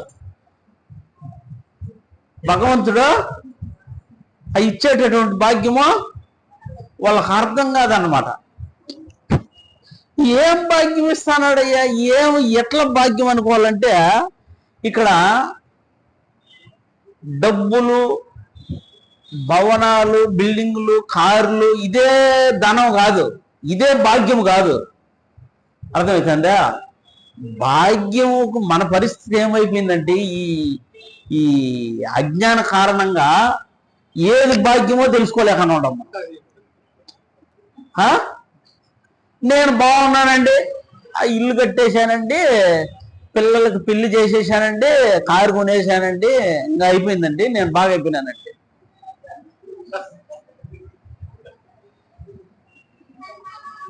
ఏం బాగా అయిపోయినావుయా? ఇంత సంపద ఉండదే, నీకు చక్కెర ఫ్యాక్టరీ ఉందే, పిడికిడి చక్కెర తింటావా? షుగర్ వ్యాధి నీకు చక్కెర ఫ్యాక్టరీ ఉంది, కానీ పిడికిడి పంచదార తింటావా? నేను బాగున్నానండి, నేను సెటిల్ అయిపోయానండి, సూపర్ అండి అంటారు. ఇట్లా వాళ్ళకు వాళ్ళు ఆల్రెడీ నేను చాలా బాగుంటాను అనే వాళ్ళకి ఇంక మనం ఏం భక్తి యోగాన్ని మనం బోధిస్తాం చెప్ప. అసలు ఎవరైనా సరే, ఎవరైనా భౌతికమైనటువంటి జీవనాన్ని, ఎవరైనా భక్తి కాకుండా భౌతికమైన జీవనాన్ని గడుపుతూ నేను బాగున్నానండి, నాకేమండి, నేను ఇల్లు కట్టేశాను, పెళ్లి చేసేసాను, కారు కొనేసానండి, అబ్బా పుష్కలంగా ఉందండి, హ్యాపీ అండి అంటాడు కూడా, వాడు గజ్జిపట్టినోడు. భౌతికమైనటువంటి జీవనాన్ని ఎవడైతే గడుపుతున్నాడు కూడా వాడు గజ్జి పట్టింది అనమాట వాడికి. ఇప్పుడేమంటే ఆ గజ్జిని అందరూ అంటించుకోవాలనుకుంటున్నారు, అందరూ బాగా అయిపోవాలి, అందరూ కారు కొనేయాలి, అందరూ బిల్డింగ్ కట్టేయాలి. ఇదే ఆడేదో పాపం తెలియక గజ్జి పట్టి గోక్కుంటా ఉంటే ఆయన సాంగత్యం చేసి ఆ గజ్జిని అంటించుకొని వీళ్ళు కూడా గోక్కోవాలనుకుంటున్నారు. దీని ఉద్దేశం మనకు ఏదన్నా సంపద ఉండకూడదని దీని ఉద్దేశం కాదు. దానికోసం ఊరికే ప్రయాసపడడం ఎందుకు? ఆ ప్రయాస ఏదో భగవంతుడి కోసం ప్రయాసపడ్డాం అనుకో, ఇప్పుడు భగవంతుడు నీకు సులభంగా అన్ని ఇచ్చేస్తాడు అంటున్నాం కదా. ఇక్కడ ఇప్పుడు ద్రౌపది ఎంత వస్త్రం ఇచ్చింది కృష్ణుడికి? జానడు, జిత్తుడు, జానడు ఇచ్చింది. కృష్ణుడికి ఎంత వస్త్రం ఇచ్చిందమ్మా ద్రౌపది? జానడు ఇచ్చింది. కృష్ణుడు ఎంత వస్త్రం ఇచ్చాడు ద్రౌపదికి? ఎన్ని జానలు, ఎన్ని జిత్తులు, ఎన్ని బిత్తులు కొలగలం మాతాజీ? కుచేరుడు కృష్ణునికి పిడికిడి అటుకులు, లేదా మన భాషలో గుప్పిడి అటుకులు అంటాం కదా, ఎంత ఇచ్చాడు? ఇంద్రుడితో సమానమైన అంత ఐశ్వర్యం. అంటే 2 రెట్లు ఇచ్చాడా, 3 రెట్లు ఇచ్చాడా? అసలు కొన్ని లక్షల రెట్ల కంటే ఎక్కువ ఇచ్చేశాడు.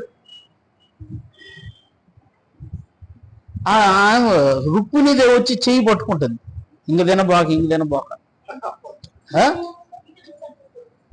అట్లా భగవంతుడు ఆయన సర్వస్వము. భక్తిలో మీరు లాస్ట్ లో వచ్చారు కదా మాతాజీ, 6 లక్షణాలు చూసారా? విన్నారా మీరు 6 లక్షణాలు భక్తిలో? మరి అందుకే ఇప్పుడు మంచి సబ్జెక్టు బాగా చర్చిస్తున్నాము. ఈ మధ్యలో వచ్చిన వాళ్ళకి ఏమవుతుందంటే అట్లా అయిపోతుంది పరిస్థితి. ఏనండి అవకాశం. ఇప్పుడు ఒకసారి ఏమైందంటే ఒక అబ్బాయికి జబ్బు చేసింది అనమాట. ఆ తండ్రి అప్పట్లో మంత్రాలు, కవిరాజులు అనేవాళ్ళు ఉండేవాళ్ళనమాట. ఆ తండ్రి ఏం చేశాడంటే వాళ్ళ బాబును, వాళ్ళ అబ్బాయికి జబ్బు చేసింది కదా, జ్వరం వచ్చింది, మంచాన పడి ఉన్నాడు. ఆ గురువుగారి దగ్గరికి వెళ్ళారు. గురువుగారు మా అబ్బాయికి ఏదైనా మంత్రం ఇవ్వండి, ఈ విధంగా జబ్బు చేసింది అన్నాడు. సరే గురువుగారు చెవిలో చెప్పాడు, మీ మంచాన్ని పడుకున్నాడు కదా ఆ అబ్బాయి, వెళ్ళి అతని చెవిలో చెప్పండి అన్నాడు. సరే అతను ఆందోళనతో ఉన్నాడు కదా, క్లారిటీ లేదు, వచ్చేసి వాళ్ళ అబ్బాయి చెవిలో చెప్పాడు, వాడు చచ్చిపోయాడు. మళ్ళీ గురువుగారి దగ్గరికి పరిగెట్టుకుంటూ వెళ్ళిపోయాడు. గురువుగారు మీరు మంత్రం చెప్పారు, బాగున్నాడు మా అబ్బాయి, అట్లా కూడా ఎందుకు చనిపోయాడు అన్నమాట. అదేమనైనా నేను బ్రతికే మంత్రం ఇచ్చానే, నువ్వేం చెప్పావు అన్నాడు. మీరు చెప్పిందే చెప్పాను అన్నాడు. అదే నేను ఏం చెప్పాను చెప్పు, ఒకసారి చెప్పాను. మీరు చెప్పిందే గురువుగారు, మమ పుత్ర భక్షితు అన్నారు కదా, నేను వెళ్ళి చెవులో మమ పుత్ర భక్షితు అన్నాడు. ఒరే నాయన, నేను మమ పుత్ర రక్షితు అనే మంత్రం ఇచ్చాను, నువ్వు సరిగా వినకుండా నేను బతికే మంత్రం ఇచ్చాను, నువ్వు వెళ్ళి సత్య మంత్రం చెప్పేశావు.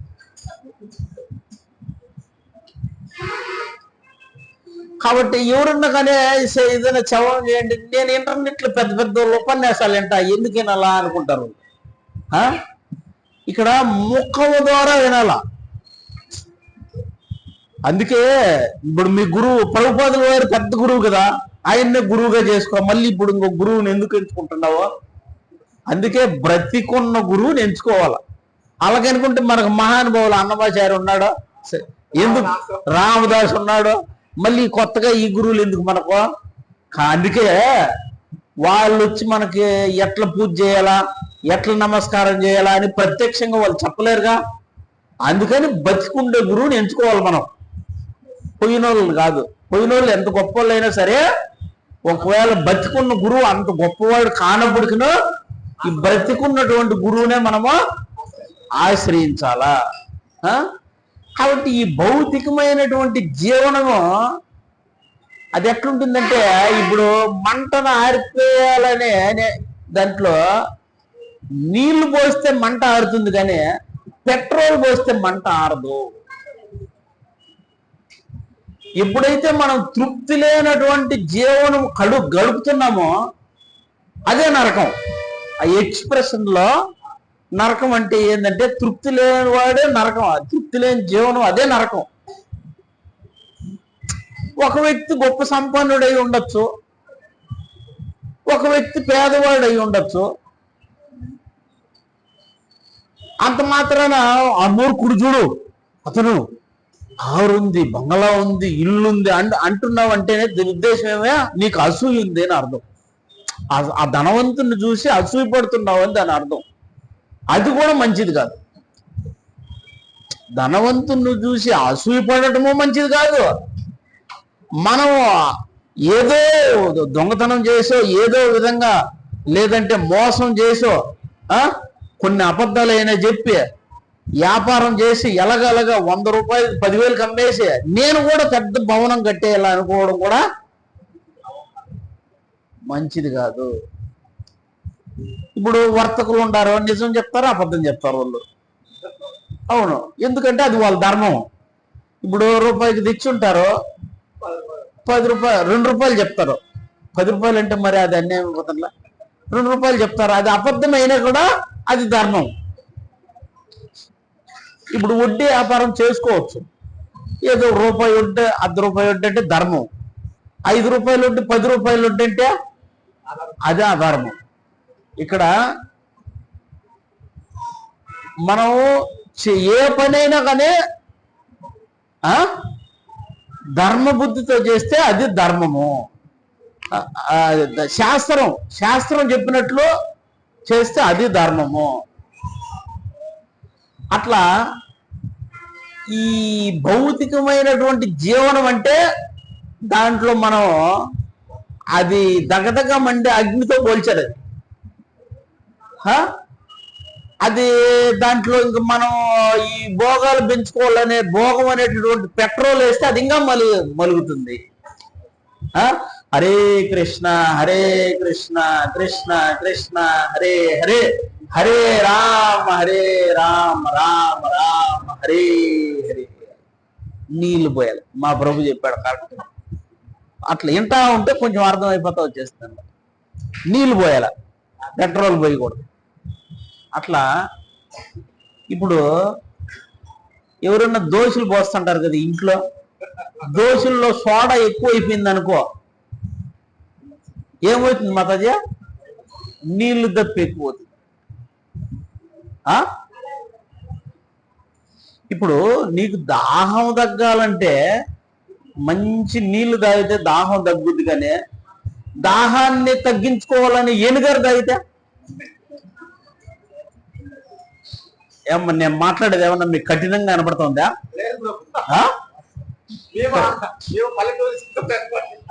మనకు అర్థం కావాలని అలా చెప్తున్నాను. ఇప్పుడు దాహం తగ్గించుకోవాలని మంచి నీళ్లు తాగే బదులు ఎనుగరు తాగితే దాహం మరింత పెరుగుతుంది, తగ్గదు. కాబట్టి ఈ భౌతికమైనటువంటి జీవనం అంటే దానికి ఇంకా పెంచుకుంటే పోవడమే, దానికి ఇంక తృప్తి ఉండదు. ఇప్పుడు మనము ఈ స్వర్గస్థులైనారు అంటారు. ఎవరన్నా స్వర్గానికి పోయినాడు, ఇంద్రలోకానికి పోయినాడు అంటారు. ఇంద్రలోకంలో ఉండే ప్రాబ్లమ్స్ వీళ్ళకి తెలిస్తే ఇంద్రలోకానికి పోరు. ఇంద్రలోకంలో తెలిస్తే అక్కడ కూడా ఇట్లే ఉంటాయి. ఒకటి చెప్పితే ఒకటి కాకంటే 10 చెప్పేస్తారు అనుకో.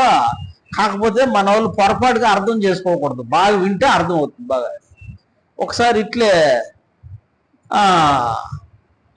విద్య బోధిస్తూ ఉంటాడు బృహస్పతి. విద్య బోధిస్తూ ఉంటే ఈ అమ్మ గజ్జలు వేసుకొని అటు ఇటు తిరుగుతూ ఉంటుంది. ఎవరు? బృహస్పతి భార్య తార. ఈడు శిష్యుడు ఎవరు? చంద్రుడు గమనిస్తాడనమాట. అచ్చం మన ఇక్కడ జరిగినట్లే అక్కడ కూడా పొరపాటు జరిగిపోద్ది. ఈయనకేమి తెలుసు, నా దగ్గర ఔషధాలన్నీ ఉన్నాయి, అవి ఉన్నాయి, నేను అనుకుంటే చల్లగా చాలా మంచోన్ని శాంతమైనోన్ని వచ్చేయని అనమాట. నీ భర్తకు తెలియకుండా నువ్వు బ్యాగ్ గొడ్డలు పెట్టుకొని వచ్చాయి, నేను కూడా వీళ్ళకి తెలియకుండా బ్యాగ్ గొడ్డలు పెట్టుకొని వచ్చేస్తే వెళ్ళిపోదాం. చంద్రుడు తార, బృహస్పతి భార్య తార ఇద్దరు లేచిపోయారు. అచ్చం ఇక్కడ జరిగినట్లే కలియుగంలో ఇప్పుడు ఈ భౌతిక ప్రపంచంలో మన మధ్యలో జరిగేటివే అక్కడ కూడా జరుగుతున్నాయి. అర్థమైందా? అప్పుడేమైందంటే ఇంకా అయిపోయింది. దేవతలు కొంతమంది చంద్రుడి పక్క, కొంతమంది బృహస్పతి పక్క పెద్ద యుద్ధం జరిగిపోతుంది అనమాట. వాళ్ళు కొట్టుకునేస్తారు, నా భార్యని తీసుకెళ్ళిపోయినాడు కొట్టుకుంటారు. అప్పుడు వాళ్ళంతా, ఇది శాస్త్ర ఆధారం, నేను సొంతం చెప్పలేదు, ఇది మీకు అర్థం అవుతుందో లేదా, శాస్త్రంలో ఉన్నది, భాగవతంలో ఉన్నది ఇది. అందుకే భక్తులు అభివృద్ధి సాధించిన వాళ్ళు ఇట్లాంటివి బాగా అర్థం చేసుకుంటారు. అందుకే బాగా వినండి నేను చెప్తున్నది అనమాట. అంటే స్వర్గస్థులు ఇంక నువ్వు ఎప్పుడు స్వర్గస్థుడు అవ్వు, నేను నా మాట వినేవాడు. అర్థమవుతుంది? కోరికే ఉండదు అసలు మళ్ళీ. అందుకోసం ఇవన్నీ మన కలుపు మొక్కలు అనమాట. ఇవన్నీ లేకపోతే ఏమంటే అక్కడ బాగుంటుందేమో, అక్కడ రంపు ఉంటుందేమో, మేనక ఉంటుందేమో, తిలోత్తం ఉంటుందేమో, ఈ థాట్ అంతా వచ్చేస్తుంది అనమాట మనకు. కాబట్టి సరే వాళ్ళు కొట్టేసుకుంటున్నారు దేవతలంతా, సగం 2 భాగాలు అయిపోయారు అనమాట. ఒరిజినల్ శత్రువులు రాక్షసులు ఉండనే ఉండారు. మళ్ళీ వాళ్ళలో గ్రూపులు అయిపోయి వాడు నా భార్యను తీసుకున్నాడు, ఈ నా భార్యను తీసుకున్నాడు అని అర్థం మన ప్రపంచంలో ఇక్కడ జరిగినట్లే వాళ్ళకు ఫైటింగ్ పడిపోయింది. అప్పుడు దేవతలు వచ్చి పెద్ద మనుషులు, మనకు వచ్చిన పెద్ద మనుషులు న్యాయం చేస్తాంలా, అట్లా న్యాయం చేసేదానికి పెద్ద మనుషులు వచ్చి కొట్లాడుకోపోకండి, మేము ఏదో న్యాయం చేస్తాము, అమ్మ చెప్పు నీ కడుపులో ఉండే బిడ్డకు తండ్రి చెప్పు అన్నాడు. ఆమె ఇట్లా అట్లా చూస్తా ఉంది, చెప్పలేకపోతా అనమాట. చెప్పు నిజం, వీళ్ళు కొట్టుకొని చచ్చాడు కొన్నారేడా. అప్పుడు చంద్రుడే అన్నాడు, అయితే కనీష్ అని చెప్పేశారు. కనీసం వాడు పెట్టిన వాడికి ఇచ్చేయి. కనేసింది, చంద్రుడు పెట్టిన చంద్రుడికి ఇచ్చేసింది. ఇప్పుడు ఈమెకు యజ్ఞం చేయండి, మంత్రం చేయండి, ఈమెను పతివ్రతం చేసేయండి, మళ్ళా శుభ్రం చేసేయండి, మళ్ళీ నువ్వు ఇప్పుడు మళ్ళీ పవిత్రాలు అయిపోయింది కాబట్టి నువ్వు మళ్ళీ స్వీకరించాల్సిందే బృహస్పతికి చెప్తారనమాట. అప్పుడు ఎటువంటి పరిస్థితుల్లో ఎంత పొరపాట్లు చేసినా స్త్రీని తృణీకరించడం అనేది ఉండకూడదు కదా, విడాకులు అనేవి లేదనమాట మనకు శాస్త్రాల్లో. కాబట్టి ఆ చిన్న పొరపాట్లు చేసినా, పెద్ద పొరపాట్లు చేసినా సరే స్త్రీకి అన్ని విధాలా రక్షణ కల్పించేవాళ్ళు అనమాట శాస్త్రాల్లో. ఆ విధంగా కూడా దీన్ని మనం అర్థం చేసుకోవాలి. అప్పుడు ఈ కథ ఇది ఎట్లుందంటే, జన్మము, మృత్యువు, ముసలితనము, రోగాలు అనేటివి మనకున్నట్లే ఉంటాయి. ఆ బ్రహ్మలోకము నుండి పాతాళలోకం వరకు అందరికీ మనకున్నట్లే ఆందోళనలు ఉంటాయి, మనకున్నట్లే విసుగు, అసంతృప్తి, అన్ని సేమ్ ఇలాగే ఉంటాయి. కాకపోతే వాళ్ళకు కొంచెం క్వాలిటీగా ఉంటుంది అనమాట. ఇప్పుడు గుడిసెలో జీవించే వాడికి, మంచి భవనంలో జీవించే వాడికి వాడి జీవన శైలి కొంచెం తేడా ఉంటుంది కదా, సౌకర్యాలు తేడా ఉంటాయి కదా. అలాగే ఆ బ్రహ్మ పూర్ణాల్లోక పునరావృతి నోర్జున మాముపేతుతూ కౌంతేయ పునర్జన్మ విదితే.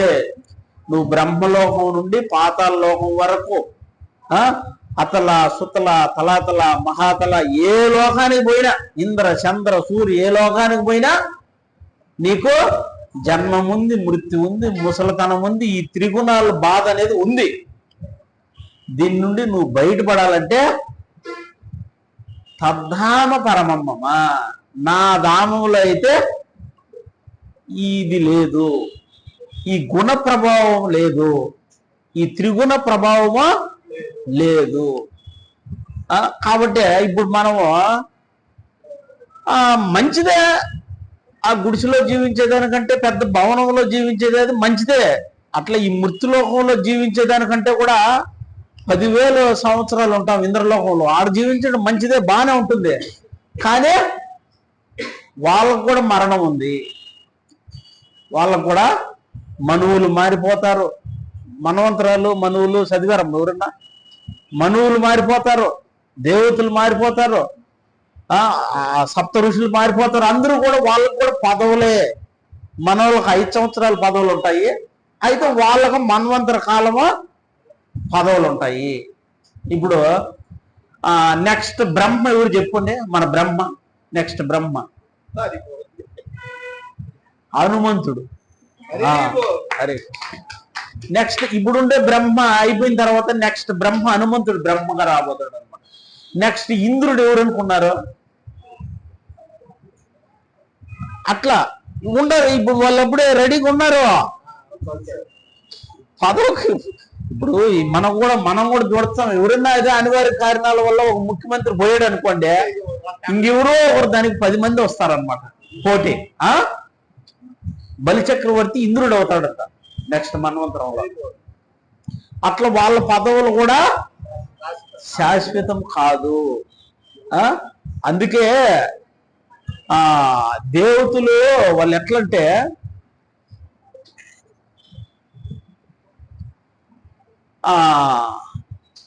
ఒక బ్రహ్మదేవుని గురించి ఒక 2 భక్తులు తపస్సు చేశారట. బ్రహ్మదేవుని గురించి 2 భక్తులు తపస్సు చేస్తే బ్రహ్మదేవుడు వాళ్ళ యొక్క తపస్సుకు మెచ్చి ఆయన ప్రత్యక్షమయ్యాడు. వాళ్ళ తపస్సు పండింది. సరే ఆ భక్తుల దగ్గరకు వచ్చి, నాయనా మీరు ఘోరమైన తపస్సు చేశారు, మీకు ఏం వరం కావాలో కోరుకోండి అన్నాడు. సరే 2 భక్తులు కదా అక్కడ తపస్సు చేస్తున్నదే, ఆ భక్తుడి దగ్గరికి పోయి ముందు ఆయనకి ఇవ్వండి వరం అన్నాడు అనమాట. ఇక్కడ చెప్పాం కదా ఇంతకు ముందే, చెప్పలా? ఆ భక్తుడి దగ్గరికి వెళ్ళి ముందు ఆయనకు వరం ఇవ్వండి అన్నాడు అనమాట. సరే ఆ భక్తుడి దగ్గరికి వెళ్తే ఆయన ఏమన్నాడు? ముందు ఆయనకి ఇవ్వండి వరం అన్నాడు అనమాట. ఓరే ఇది పెద్ద తలనొప్పిగా ఉంది, నేను మీకు 2 వరాలు ఇవ్వడానికి వచ్చాను, 2 కోరుకోండి వరం అంటాడు అనమాట. సరే ఈ బ్రహ్మదేవుడు ఎంత వదిలేటుగా లేడని ఒక వరం కోరుకున్నాడు. ఏమంటే, నువ్వు ఆ భక్తుడికి ఏదైతే వరం ఇస్తావో అంత 2 నాకు రావాల. అయ్యో నా ఎదురుగున్నాడు కదా, ఆయనకు నువ్వు ఏదైతే వరం ఇస్తావో అంత 2 నాకు రావాలని కోరుకున్నాడు అనమాట. సరే బ్రహ్మ తదాస్తు అని కోరుకున్నాడు. సరే ఎదురుగా ఇంకో భక్తుడు అక్కడికి వెళ్ళాడు అనమాట. బ్రహ్మ వెళ్ళి ఏమైనా వరం కోరుకో అన్నాడు. ఆయనకి ఏం వరం ఇచ్చావు అన్నాడు. నువ్వు ఏదైనా కోరుకో అంత 2 ఆయనకి వెళ్ళిపోతుంది. నువ్వు రాజ్యం కోరుకుంటే అతనికి 2 రాజ్యాలు వెళ్ళిపోతాయి. నువ్వు సంపద కోరుకుంటే అంత 2 సంపద ఆయనకి వెళ్ళిపోద్ది. నువ్వు ఏదైనా కోరుకో అన్నాడు. అబ్బా పెద్ద తిరకాసి బిడ్డ ఆయన బ్రహ్మదేవుడు అని బాగా ఆలోచన చేశాడు అన్నమాట. బాగా ఆలోచన చేసి నాకు ఒక కన్ను పోవాలని కోరుకున్నాడు.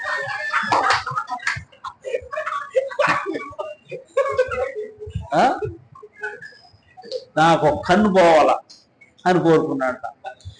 ఇట్లా వాళ్ళు ఇరువురు కూడా సంతోషంగా ఉండేటటువంటి వరాన్ని కోరుకొని ఉండిండొచ్చు, ఏది అడిగినా ఇచ్చిండొచ్చు బ్రహ్మదేవుడు. కానీ వాళ్ళు ఏమైంది, ఈ తమోగుణ భక్తి వల్ల ఏమైంది,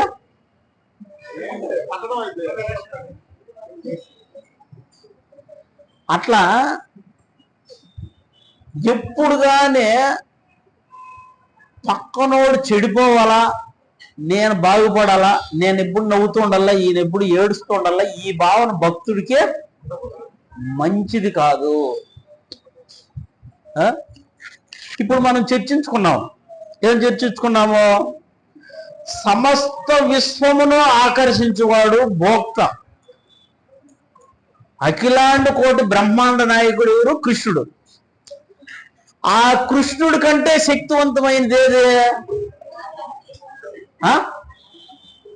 ఆయన యొక్క దివ్యమైనటువంటి భక్తి.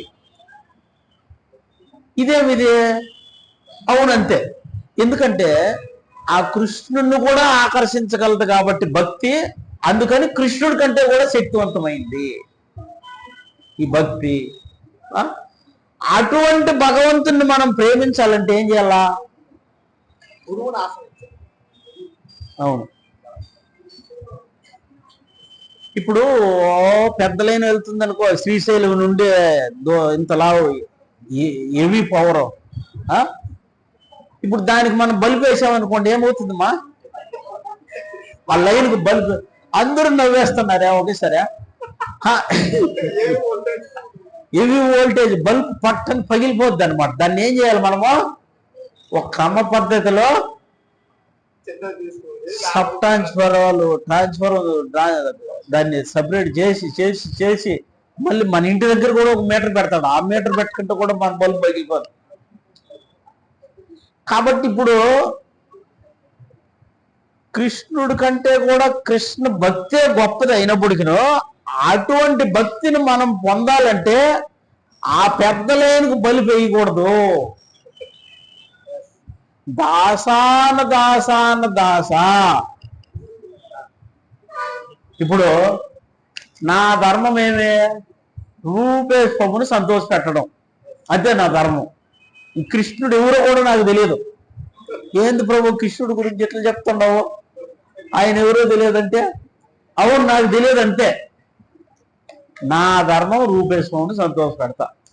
ఆయన వాళ్ళ గురువుని సంతోష పెట్టుకుంటాడు, వాళ్ళ గురువు వాళ్ళు కృష్ణుడు వాళ్ళు సంతోష పెట్టుకుంటారు. ఎందుకంటే నా బలుపు దానికి ఈయలేదు, ఆ పెద్దలైన నా బలుపు వేయలేదు, వేసినా పగిలిపోతుంది. అవును. కాబట్టి మన భక్తులను మనం సంతోష పెడితే చాలు కృష్ణుడు సంతోషపడతాడు. ఇప్పుడు తోటి భక్తుల్ని మనం ప్రేమిస్తే చాలు కృష్ణుడు సంతోషపడిపోతాడు. అయిపోయింది. కృష్ణుడు ఎవరో మనకు తెలియదు కూడా తెలియదు. అర్థమవుతుందమ్మా. ఇప్పుడు మీరు ఆ మాతాజీని సంతోష పెడితే మా కృష్ణుడు సంతోషపడతాడు. భక్తులు సంతోషపడకుండా కృష్ణుడు సంతోషపడ్డు. అర్థమవుతుందా. ఈ భక్తుల పట్ల చేసే ఈ అపరాధం అనేది ఎటువంటిదంట, ఈ భక్తులు అంత చిన్న మొక్క అంట, అరటి పొందా, నీకు అరటి మొక్కలే తెలుసుగా వేరే మొక్కల కంటే, చిన్న మొక్క ఉంటుంది కదా, దాని మీద ఏనుగు అడుగు పెట్టింది అనుకో, ఏమవుతుందమ్మా, నువ్వు ఇంకో మొక్కను పెట్టుకోవాల్సిందే, ఆ మొక్క పనికిరాదు. అట్లా మనం తోటి భక్తుల పట్ల అపరాధం చేస్తున్నామంటే ఏమైంది, ఈడు పిల్లగాడు అడుగు పెట్టినట్లు కాదు, ఏడుగు అడుగు పెట్టినట్లు, గజిపాదం. అర్థమవుతుందా. కాబట్టి భక్తుల పట్ల మనము ఏమనే మాత్రము ద్వేషభావన, భక్తుల పట్ల మన తోటి భక్తుల పట్ల ఏ విధమైన ద్వేషభావన పెంచుకున్నా మనం భగవంతుని దగ్గర అవ్వలేము. సులభంగా ఏదైతే ఈ సులభంగా కృష్ణుడిని ప్రేమిస్తే చాలు కృష్ణుడు మన వశం అయిపోతాడు. చిన్న విషయమే కానీ ఈ బండరాయి కరగద్దు, బండరాయి కరిగిపోద్ది. దీనికి సంబంధించి ఒక కథ ఉందన్నమాట. ఇట్లే ఒక ఆయన భాగవతం చెప్తా, చింతామణి ప్రకర సద్భుష కల్పవృక్ష లక్ష వృతేశు సురభి రవిపాల యంత్రం. ఓ కృష్ణుడు చాలా ధనవంతుడు, కృష్ణుడు చిన్న పిల్లవాడు, చాలా ధనవంతుడు. వాళ్ళమ్మ యశోదమ్మ పల్లెటూరు వాళ్ళు చాలా ఆభరణాలు, కౌస్తుభని వేస్తుంది, నడుం గుడ్డను వేస్తుంది అని చెప్తున్నాడు అనమాట ఒక ఆయన భాగవతంలో. ఆ భగవంతుడిని కీర్తిస్తున్నాడు, గొప్పవాడు, దేవుడు గొప్పవాడని. అయితే అందులో ఆ ఉపన్యాసంలో ఒక దొంగ ఉన్నాడు అనమాట. హరే కృష్ణ, బాగా వినాల. ఆ ఉపన్యాసంలో ఒక దొంగ వింటున్నాడు అనమాట. ఒక దొంగ వింటా ఉన్నాడు అనమాట. అరే, చిన్న పిల్లవాడంట, వాళ్ళ అమ్మ ఏమో పల్లెటూరు ఏమంట, ఆమె కంప్యూటర్ కూడా రాదంట, ఏబిసిడీలు అస్సలు రావంట. ఆ పాలు అదే ఆవులు మేపుకుండేవాళ్ళు అంట వాళ్ళు. అబ్బో, చాలా సులభంగా దొంగతనం చేసేది అనుకున్నాడు ఒక భక్తుడు. ఒక దొంగ ఏమనుకున్నాడమ్మా, ఈ భాగవతం ఉపన్యాసం చెప్తుంటే ఆయన ఏదో భగవంతుడిని పొగిడాడు. ఆయన కౌస్తుభని ధరిస్తాడు, కిరీటం ధరిస్తాడు, అదంతా చెప్పాడు అనమాట. చిన్న పిల్లవాడు, పైగా వాళ్ళు ఎడ్యుకేషన్ పర్సన్స్ కాదు, వీళ్ళ దగ్గర దొంగతనం చేయడం చాలా సులభం అనుకున్నాడు ఈ దొంగ. సరే, ఈ భాగవతం ఉపన్యాసం అయిన తర్వాత ఈ దొంగ చిన్నగా భాగవతం చెప్పాడు కదా, ఆయన దగ్గరికి వెళ్ళాడు అనమాట. స్వామి, మీరు ఇప్పుడు చెప్పారు కదా, ఆ ధనవంతుడు, ఆ పల్లెటూరు వాళ్ళు, ఆవులు మేపుకుండోళ్ళు అన్నారు కదా, ఎక్కడ ఉంటారు? అది బృందావనంలో ఉంటారు, బృందావనంలో ఉంటారు అనమాట అన్నాడు. బృందావనం ఎక్కడ స్వామి? ఉత్తరప్రదేశ్, మధుర, బృందావనం తెలియదా అని. ఎలా వెళ్ళాలి స్వామి అన్నాడు. వెళ్ళేది, మేము ఇప్పుడు అక్కడికే వెళ్తున్నాము, రేపు నెల 7వ తారీఖు కొంతమంది వెళ్తున్నారు, మేమంతా కూడా భక్తులందరూ అక్కడికే వెళ్తున్నాము, వచ్చాడు గంట రా అన్నాడు అనమాట. ఈ దొంగ, అరే ఇంత సులభంగా నేను ఇంత పెద్ద దొంగతనం చేస్తానని నేను అనుకోలేదే అనుకున్నాడు అనమాట ఈ దొంగ. సరే, ఇప్పుడు దొంగలు ఎట్లంటే కన్నా చాలా తెలివిగా కూపి లాగుతారనమాట. కూపి ఎట్లా, వాళ్ళమ్మ ఏ టైంలో ఆభరణాలన్నీ వేస్తుంది, ఇతనేమంటే డౌట్ రాకుండా దొంగలు ఇప్పుడు చాలా బాగా నటిస్తారనమాట. ఇప్పుడు మనం సినిమా చూస్తే కంట్లో ఏడుపు వస్తుంది. మనం ఆ సినిమాల్లో వాళ్ళు నటించేది మనం చూసామనుకో, కంట్లో మనకే నీళ్ళు వచ్చేస్తాయి, ఏడుపు వచ్చేస్తుంది అనమాట. కానీ తీరా చూస్తే వాళ్ళు ఎవరు భక్తులు కాదు. వాళ్ళ నటన చూస్తే అట్లా ఈ భగవాన్ దాస్ అనే ఈ దొంగ ఏం చేస్తున్నాడు అంటే బాగా నటిస్తున్నాడు. అందరూ మంగళారతికి 4 గంటలకు లేస్తే ఈయన అరగంట ముందే మంగళారతికి లేచేస్తున్నాడు. ఎందుకంటే డౌట్ రాకూడదు కదా. అందరూ 10 మాలలు జపం చేస్తే ఈయన 16 మాలలు జపం చేసేస్తున్నాడు. అందరూ ఏమనుకుంటున్నారు, అబ్బా మంచి భక్తుడు ఇతను, మంచి ఉత్సాహంగా భక్తిలో పాల్గొంటున్నాడు అని అనుకుంటున్నారు అనమాట తోటి భక్తులందరూ కూడా. అయితే ఈ దొంగ డౌట్ రాకుండా మేనేజ్ చేస్తా వస్తున్నాడు అనమాట. సరే, ఇంకెప్పుడు వెళ్తాం బృందావనము, ఎక్కడ ఉండదు వాళ్ళ ఇల్లు అని అడుగుతున్నాడు. వీళ్ళు భక్తులు అనుకుంటున్నారు, అబ్బా తన్మయత్వాన్ని ప్రదర్శిస్తున్నాడు, మేము ఇన్ని సంవత్సరాల నుంచి భక్తి చేస్తున్నాము, ఒక్క రోజైనా కృష్ణుడు కనపడ్డా? లేదు కదా.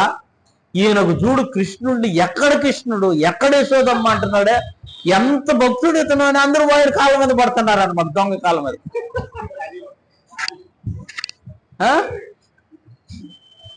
అయితే ఇంకా తప్పదుగా వెళ్ళిపోయినారు, బృందావనం వెళ్ళిపోయినారు, అంతా అయిపోయింది. ఇతనేమో కృష్ణుడు వాళ్ళు చెప్పిన సంపద ఎక్కడ కనపట్లేదు, చాలా కలత చెందాడు అనమాట. అడుగుతున్నాడు అనమాట, మీరు నాకు అప్పుడు చెప్పారు ఉపన్యాసంలో పెద్ద సంపద అని, ఆ చిన్న పిల్లోడని, వాళ్ళు పల్లెటూరు వాళ్ళని, ఇప్పుడు ఎక్కడ చెప్పండి అని అంటున్నాడు అనమాట. అమ్మో, ఇతను మహాభక్తుడు అని అందరూ కాళ్ళ మీద పడుతున్నారు. సరే, ఇంక భగవంతుడు గ్రహిస్తాడు కదా. నిజంగానే ఒకరోజు వీళ్ళకి ఊరికి కనపడ్డాడు. ఆ నటనలో కూడా ఆయన పరిపూర్ణుడైపోయాడు, దొంగ కూడా. నిజంగానే ఆభరణాలన్నీ వేసుకొని, కృష్ణుడు ఆభరణాలన్నీ వేసుకొని భగవాన్ దాస్కి దగ్గరికి వచ్చాడు అన్నమాట. వస్తే చూస్తూనే నిజమే దొరికాడు. సరే చిన్నగా పిల్లవాడిని దూరంగా తీసుకెళ్ళిపోయాడు. నువ్వేం చేస్తుంటావు అన్నమాట అన్నాడు. నేను కూడా దొంగలేదట్లు,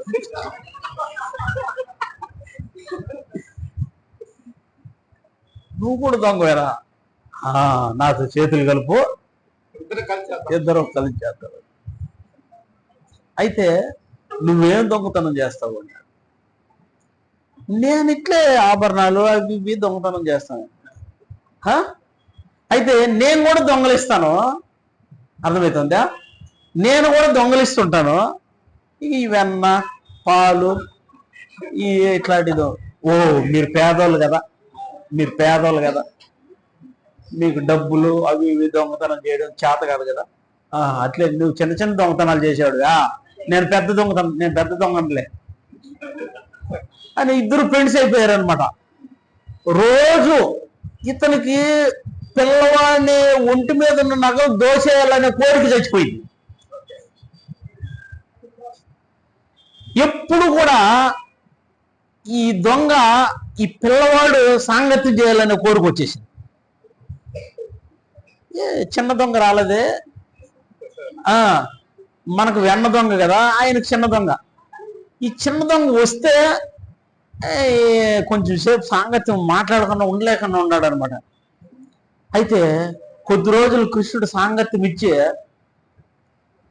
మళ్ళీ కనపడకుండా వెళ్ళిపోయింది. అప్పుడు ఇతనికి పిచ్చి పట్టిపోయింది అనమాట. ఏ దొంగ ఎక్కడ నువ్వు, నేను నిన్నే చూడాలనిపిస్తా ఉంది నాకు. ఓయ్ అందరినీ అడుగుతున్నాడు అనమాట. ఇక్కడ దొంగ ఉండాలని, చిన్న దొంగ ఎక్కడున్నాడు అని.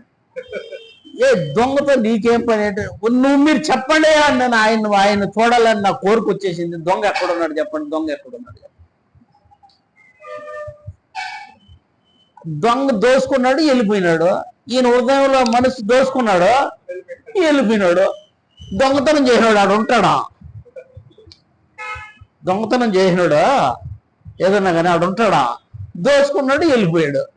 నువ్వు ఆయన దొంగలిందామని బృందావనంకి వచ్చావు, నిన్నే ఆయన దొంగలించుకొని వెళ్ళిపోయాడు. నీకు ఇంక ఇది కాదు, ఆయన నువ్వు పట్టుకోవాలంటే దీనికి వేరే మార్గం ఉంది అంటాడు గురువుగారు. ఏం మార్గం అంటే, నువ్వు ఇప్పుడు దాసు అయిపోవాలా, దీక్ష తీసుకోవాలా, ఈ విధంగా సాధన చేయాలా. ఈ విధంగా కొద్ది రోజులు సాధన చేస్తే ఏమవుతుంది, నీకు ఆయన పర్మనెంట్ సాంగత్యం దొరుకుతుంది. మీరు చెప్పింది నిజమా? నిజం. అట్లా ఈయన ఏం చేశాడో శుశ్రుత అంటే సేవ చేయడమో ప్రారంభించాడు అనమాట. ఇట్లా భగవంతుడిని దొంగతనం చేయాలని దగ్గరకు వచ్చినోడు కూడా అతను హృదయంలో భక్తి అనేది వచ్చిందంటే అతనికి ఆ కోరిక, అతనుకున్న కోరిక నశించిపోతుంది. ఇట్లా భగవంతుణ్ణి భగవంతుడికి ఏ విధంగా మనం దగ్గర అయినప్పటికీ, ఇప్పుడు దానికి భాగవతంలో అయితే మరణ భయం చేత ఎప్పుడు కృష్ణుని స్మరించేదంట. ఎవరు? శిశుపాలుడు. మరణ భయం చేత, ఎందుకంటే ఆకాశం అని చెప్పేసింది కృష్ణుడి చేతిలో మరణం ఉండదని. అందుకే అది నిజం, అది తెలిసిపోయింది అనమాట. ఇంక వేరే గత్యంతరం లేదు. అందుకని ఎప్పుడు నాకు ఎప్పుడు వస్తాడో, ఎప్పుడు చంపేస్తాడో, ఎప్పుడు చంపేస్తాడు, ఇదే ఎప్పుడు కృష్ణుడినే స్మరించాడు అనమాట. అందుకే ఆ రాజసూయ యజ్ఞంలో ఆ కృష్ణుడు సుదర్శన చక్రంతో తల తీసేసినప్పుడు అందరూ చూస్తుండగానే శిశుపాలుడు కృష్ణుడిలోకి వెళ్ళిపోయాడు, కృష్ణుడిలో ఐక్యమైపోయాడు. సుదర్శన చక్రం చేత శిరస్సు తీసేసినప్పుడు అందరూ చూస్తుండగానే కృష్ణుడిలో ఐక్యమైపోయాడు అనమాట. అంటే ఎప్పుడు కూడా ఆ వైర భావన చేత కూడా ఎప్పుడు భగవంతుడిని స్మరించేవాడు అనమాట. అందుకని భగవంతునికి దగ్గర అయిపోయాడు. అట్లా ఈ ఆటలు ఆడుకునేవాళ్ళు కృష్ణుడితో. ఈ విధంగా గోపబాలురు పుత్రవాత్సల్యం చేత యశోదమ్మ నా పుత్రుడు నా బిడ్డ అనుకుంటుందన్నమాట. ఇతను ఈ ఎట్లా అంటే వీళ్ళ గురించి తెలిసినోడు, ఈ అమ్మ యశోదమ్మ కొడుకు గురించి తెలిసినోళ్ళు ఋషులు మునులు వాళ్ళ ఆకాశంలో ఏం జరుగుతుందని ఇప్పుడు చూస్తా ఉంటారంట. ఈ కృష్ణుడంట చిన్నప్పుడు ముద్దుగా బొద్దుగా బాగా ఉండేవాడు అనమాట. మనం మామూలు పిల్లలే ఎంతో బాగా ముద్దు పెట్టుకున్నాం అనిపిస్తుంది కదా. అప్పుడు కృష్ణుడు ఏం చేసేవాడంటే నల్లగా చాలా అందంగా ఉండేవాడు అనమాట. మినమిన మెరిసిపోతూ ఉండేవాడు అనమాట కృష్ణుడు. కాకిలాగా ఉండేవాడు, బాగా మెరిసిపోయేది ఎట్లా అని ఎవరికైనా డౌట్ వస్తుంది అనమాట. ఇదే దివ్యమైనటువంటి శరీరం అనమాట ఇది. అట్లా అయితే యశోదమ్మ ఏం చేస్తుంటుందంటే కృష్ణుడిని ఆ పక్కన పెట్టి ఆమె ఏదన్నా ఇంట్లో పని చేసుకుంటుంటుంది కదా. అప్పుడు కృష్ణుడిని సాంగత్యం చేయడం కోసం కృష్ణుడిని ముద్దు పెట్టుకోవాలని ఆ దొంగల్లాగా కాసుకుంటారనమాట గోపికలు. చిన్నగా ఇట్టింటారనమాట. మిఠాయి చూపిస్తే కృష్ణుడు వచ్చేస్తాడన్నమాట. మిఠాయి చూపిస్తే వచ్చేస్తాడనమాట. అప్పుడు ఆమె ఏం చేస్తుందంటే ఆమె ఎన్ని ముద్దులు కావాలంటే అన్ని ముద్దులు కృష్ణుడికి పెట్టేసి బాగా నలిపేసి ఒళ్ళు పెట్టుకొని ఇట్లా అట్లా ఊపేసి ఏమి తెలియని ఇట్లా చిన్నగా ఆడ వదిలేసి ఆడ మనం తినేసిన ఇస్తరుదులనిట్లో కృష్ణుడిని ఆ విధంగా నలిపేసి సైలెంట్గా ఏం తెలియని ఇట్లా వెళ్ళిపోద్ది అనమాట. ఆ పక్కన ఇంకో గోపిక కాసుకొని ఉంటుంది. ఆమె కూడా చిన్నగా ఇట్టింటుంది అనమాట. యశోదమ్మకు తెలిస్తే మళ్ళీ కోప కదా, యశోదమ్మ మందలిస్తుంది కదా. ఈ విధంగా ఆ బృందావనంలో ఉన్న గోపికలు అందరూ ఊడిలోనే నలిగిపోయినాడు అంట. ఈయన పరమ పురుషుడేంది, వీళ్ళ కౌగిళ్ళల్లో ఇలాగ నలిగిపోవడం ఏంది, ఈయన ఏంది, ఈయన వ్యవహారం ఏంది, ఈయన లేలేంది, దీన్ని ఎట్లా అర్థం చేసుకోవాలి మనము? యశోదమ్మ కర్ర తీసుకొని మూలకు తరుగుతూ ఉంది. కృష్ణుడు కన్నీడు ఏడుస్తూ కంట్లో నీళ్ళు వచ్చేస్తున్నాయి. అమ్మా నన్ను కొట్టద్దమ్మా, నన్ను కొట్టద్దమ్మా అని. కానీ ఆమె ఒక స్త్రీ కట్టేసేసింది కృష్ణుని, తాడు తీసుకొని బంధించేసింది. కానీ ఒక్కొక్కడికి 10,000 ఏనుగులు ఉన్నంత బలం ఉంది. ఒక్కొక్కడు ఒక తాడు పట్టుకొచ్చాడు. ఎక్కడ చెప్ప? కురుసపులో, కృష్ణ రాయబారంలో వాళ్ళందరూ వచ్చేసారు ఒకేసారి. కానీ కృష్ణుడిని బంధించారా? ఎందుకు? ఈ అమ్మ చాలా సులభంగా కట్టేసింది కదా యశోదమ్మ, ప్రేమతో భక్తితో. అందుకే భగవంతుడు భక్తి ఎవరికైనా ఇచ్చాడంటే ఆ భక్తికి వాళ్ళు న్యాయం చేస్తారా లేదా చూసి భగవంతుడు ఆచి చూసి మనకు భక్తిని ఇస్తాడనమాట. వాళ్ళు చూడ అంతమంది వాళ్ళు 10,000 ఏనుగులు బలం ఉండకూడదునో వాళ్ళు తాడు పట్టుకొచ్చా కూడా కృష్ణుడే బంధించలేకపోయారు. యశోదమ్మ మాత్రమో తరిమి బంధించేసి తాడు బట్టి కట్టేసేసి. ఈ భావన, దీని ఉద్దేశం ఏమంటే ఈ లీల యొక్క అంతరార్థం చెప్తున్నారు లోకనాథ్ మహారాజు. ఇక్కడ కృష్ణుణ్ణి యశోదమ్మ బంధించడం అనే లీల మనము ఏ విధంగా దాన్ని అన్వయించుకోవాలంటే ప్రతి ఒక్కరు బంధించుకోవాలంట. కృష్ణుని యశోదమ్మ బంధించినట్లే ప్రతి ఒక్కరూ కూడా హృదయంలో కృష్ణుణ్ణి బంధించుకోవాలి. దీని యొక్క ఇది శోభం అనమాట. కృష్ణుని బంధించుకోండి, బంధనాల నుంచి భౌతికమైన బంధనాల నుంచి విడుదలైపోండి. ఇదేంటి బంధించుకోమంటున్నారు, బందీల నుంచి విడుదల, జైలుతో వెళ్ళిపో అంటున్నారు, మళ్ళీ జైల్లో నుంచి విడుదల ఉండేది ఎలాగంటే కృష్ణుణ్ణి మనం బంధించుకోవడం ద్వారా ఈ భౌతికమైనటువంటి బంధనాల నుంచి మనకు విముక్తి కలుగుతుంది. ఇది దాని యొక్క అంతరార్థం అన్నమాట. హరే కృష్ణ. ఏమన్నా ప్రశ్నలు ఏమన్నా ఉన్నాయి ప్రభు? హరే కృష్ణ. మంచి మంచి పాయింట్లు వచ్చినాయి. బాగా వచ్చినాయి.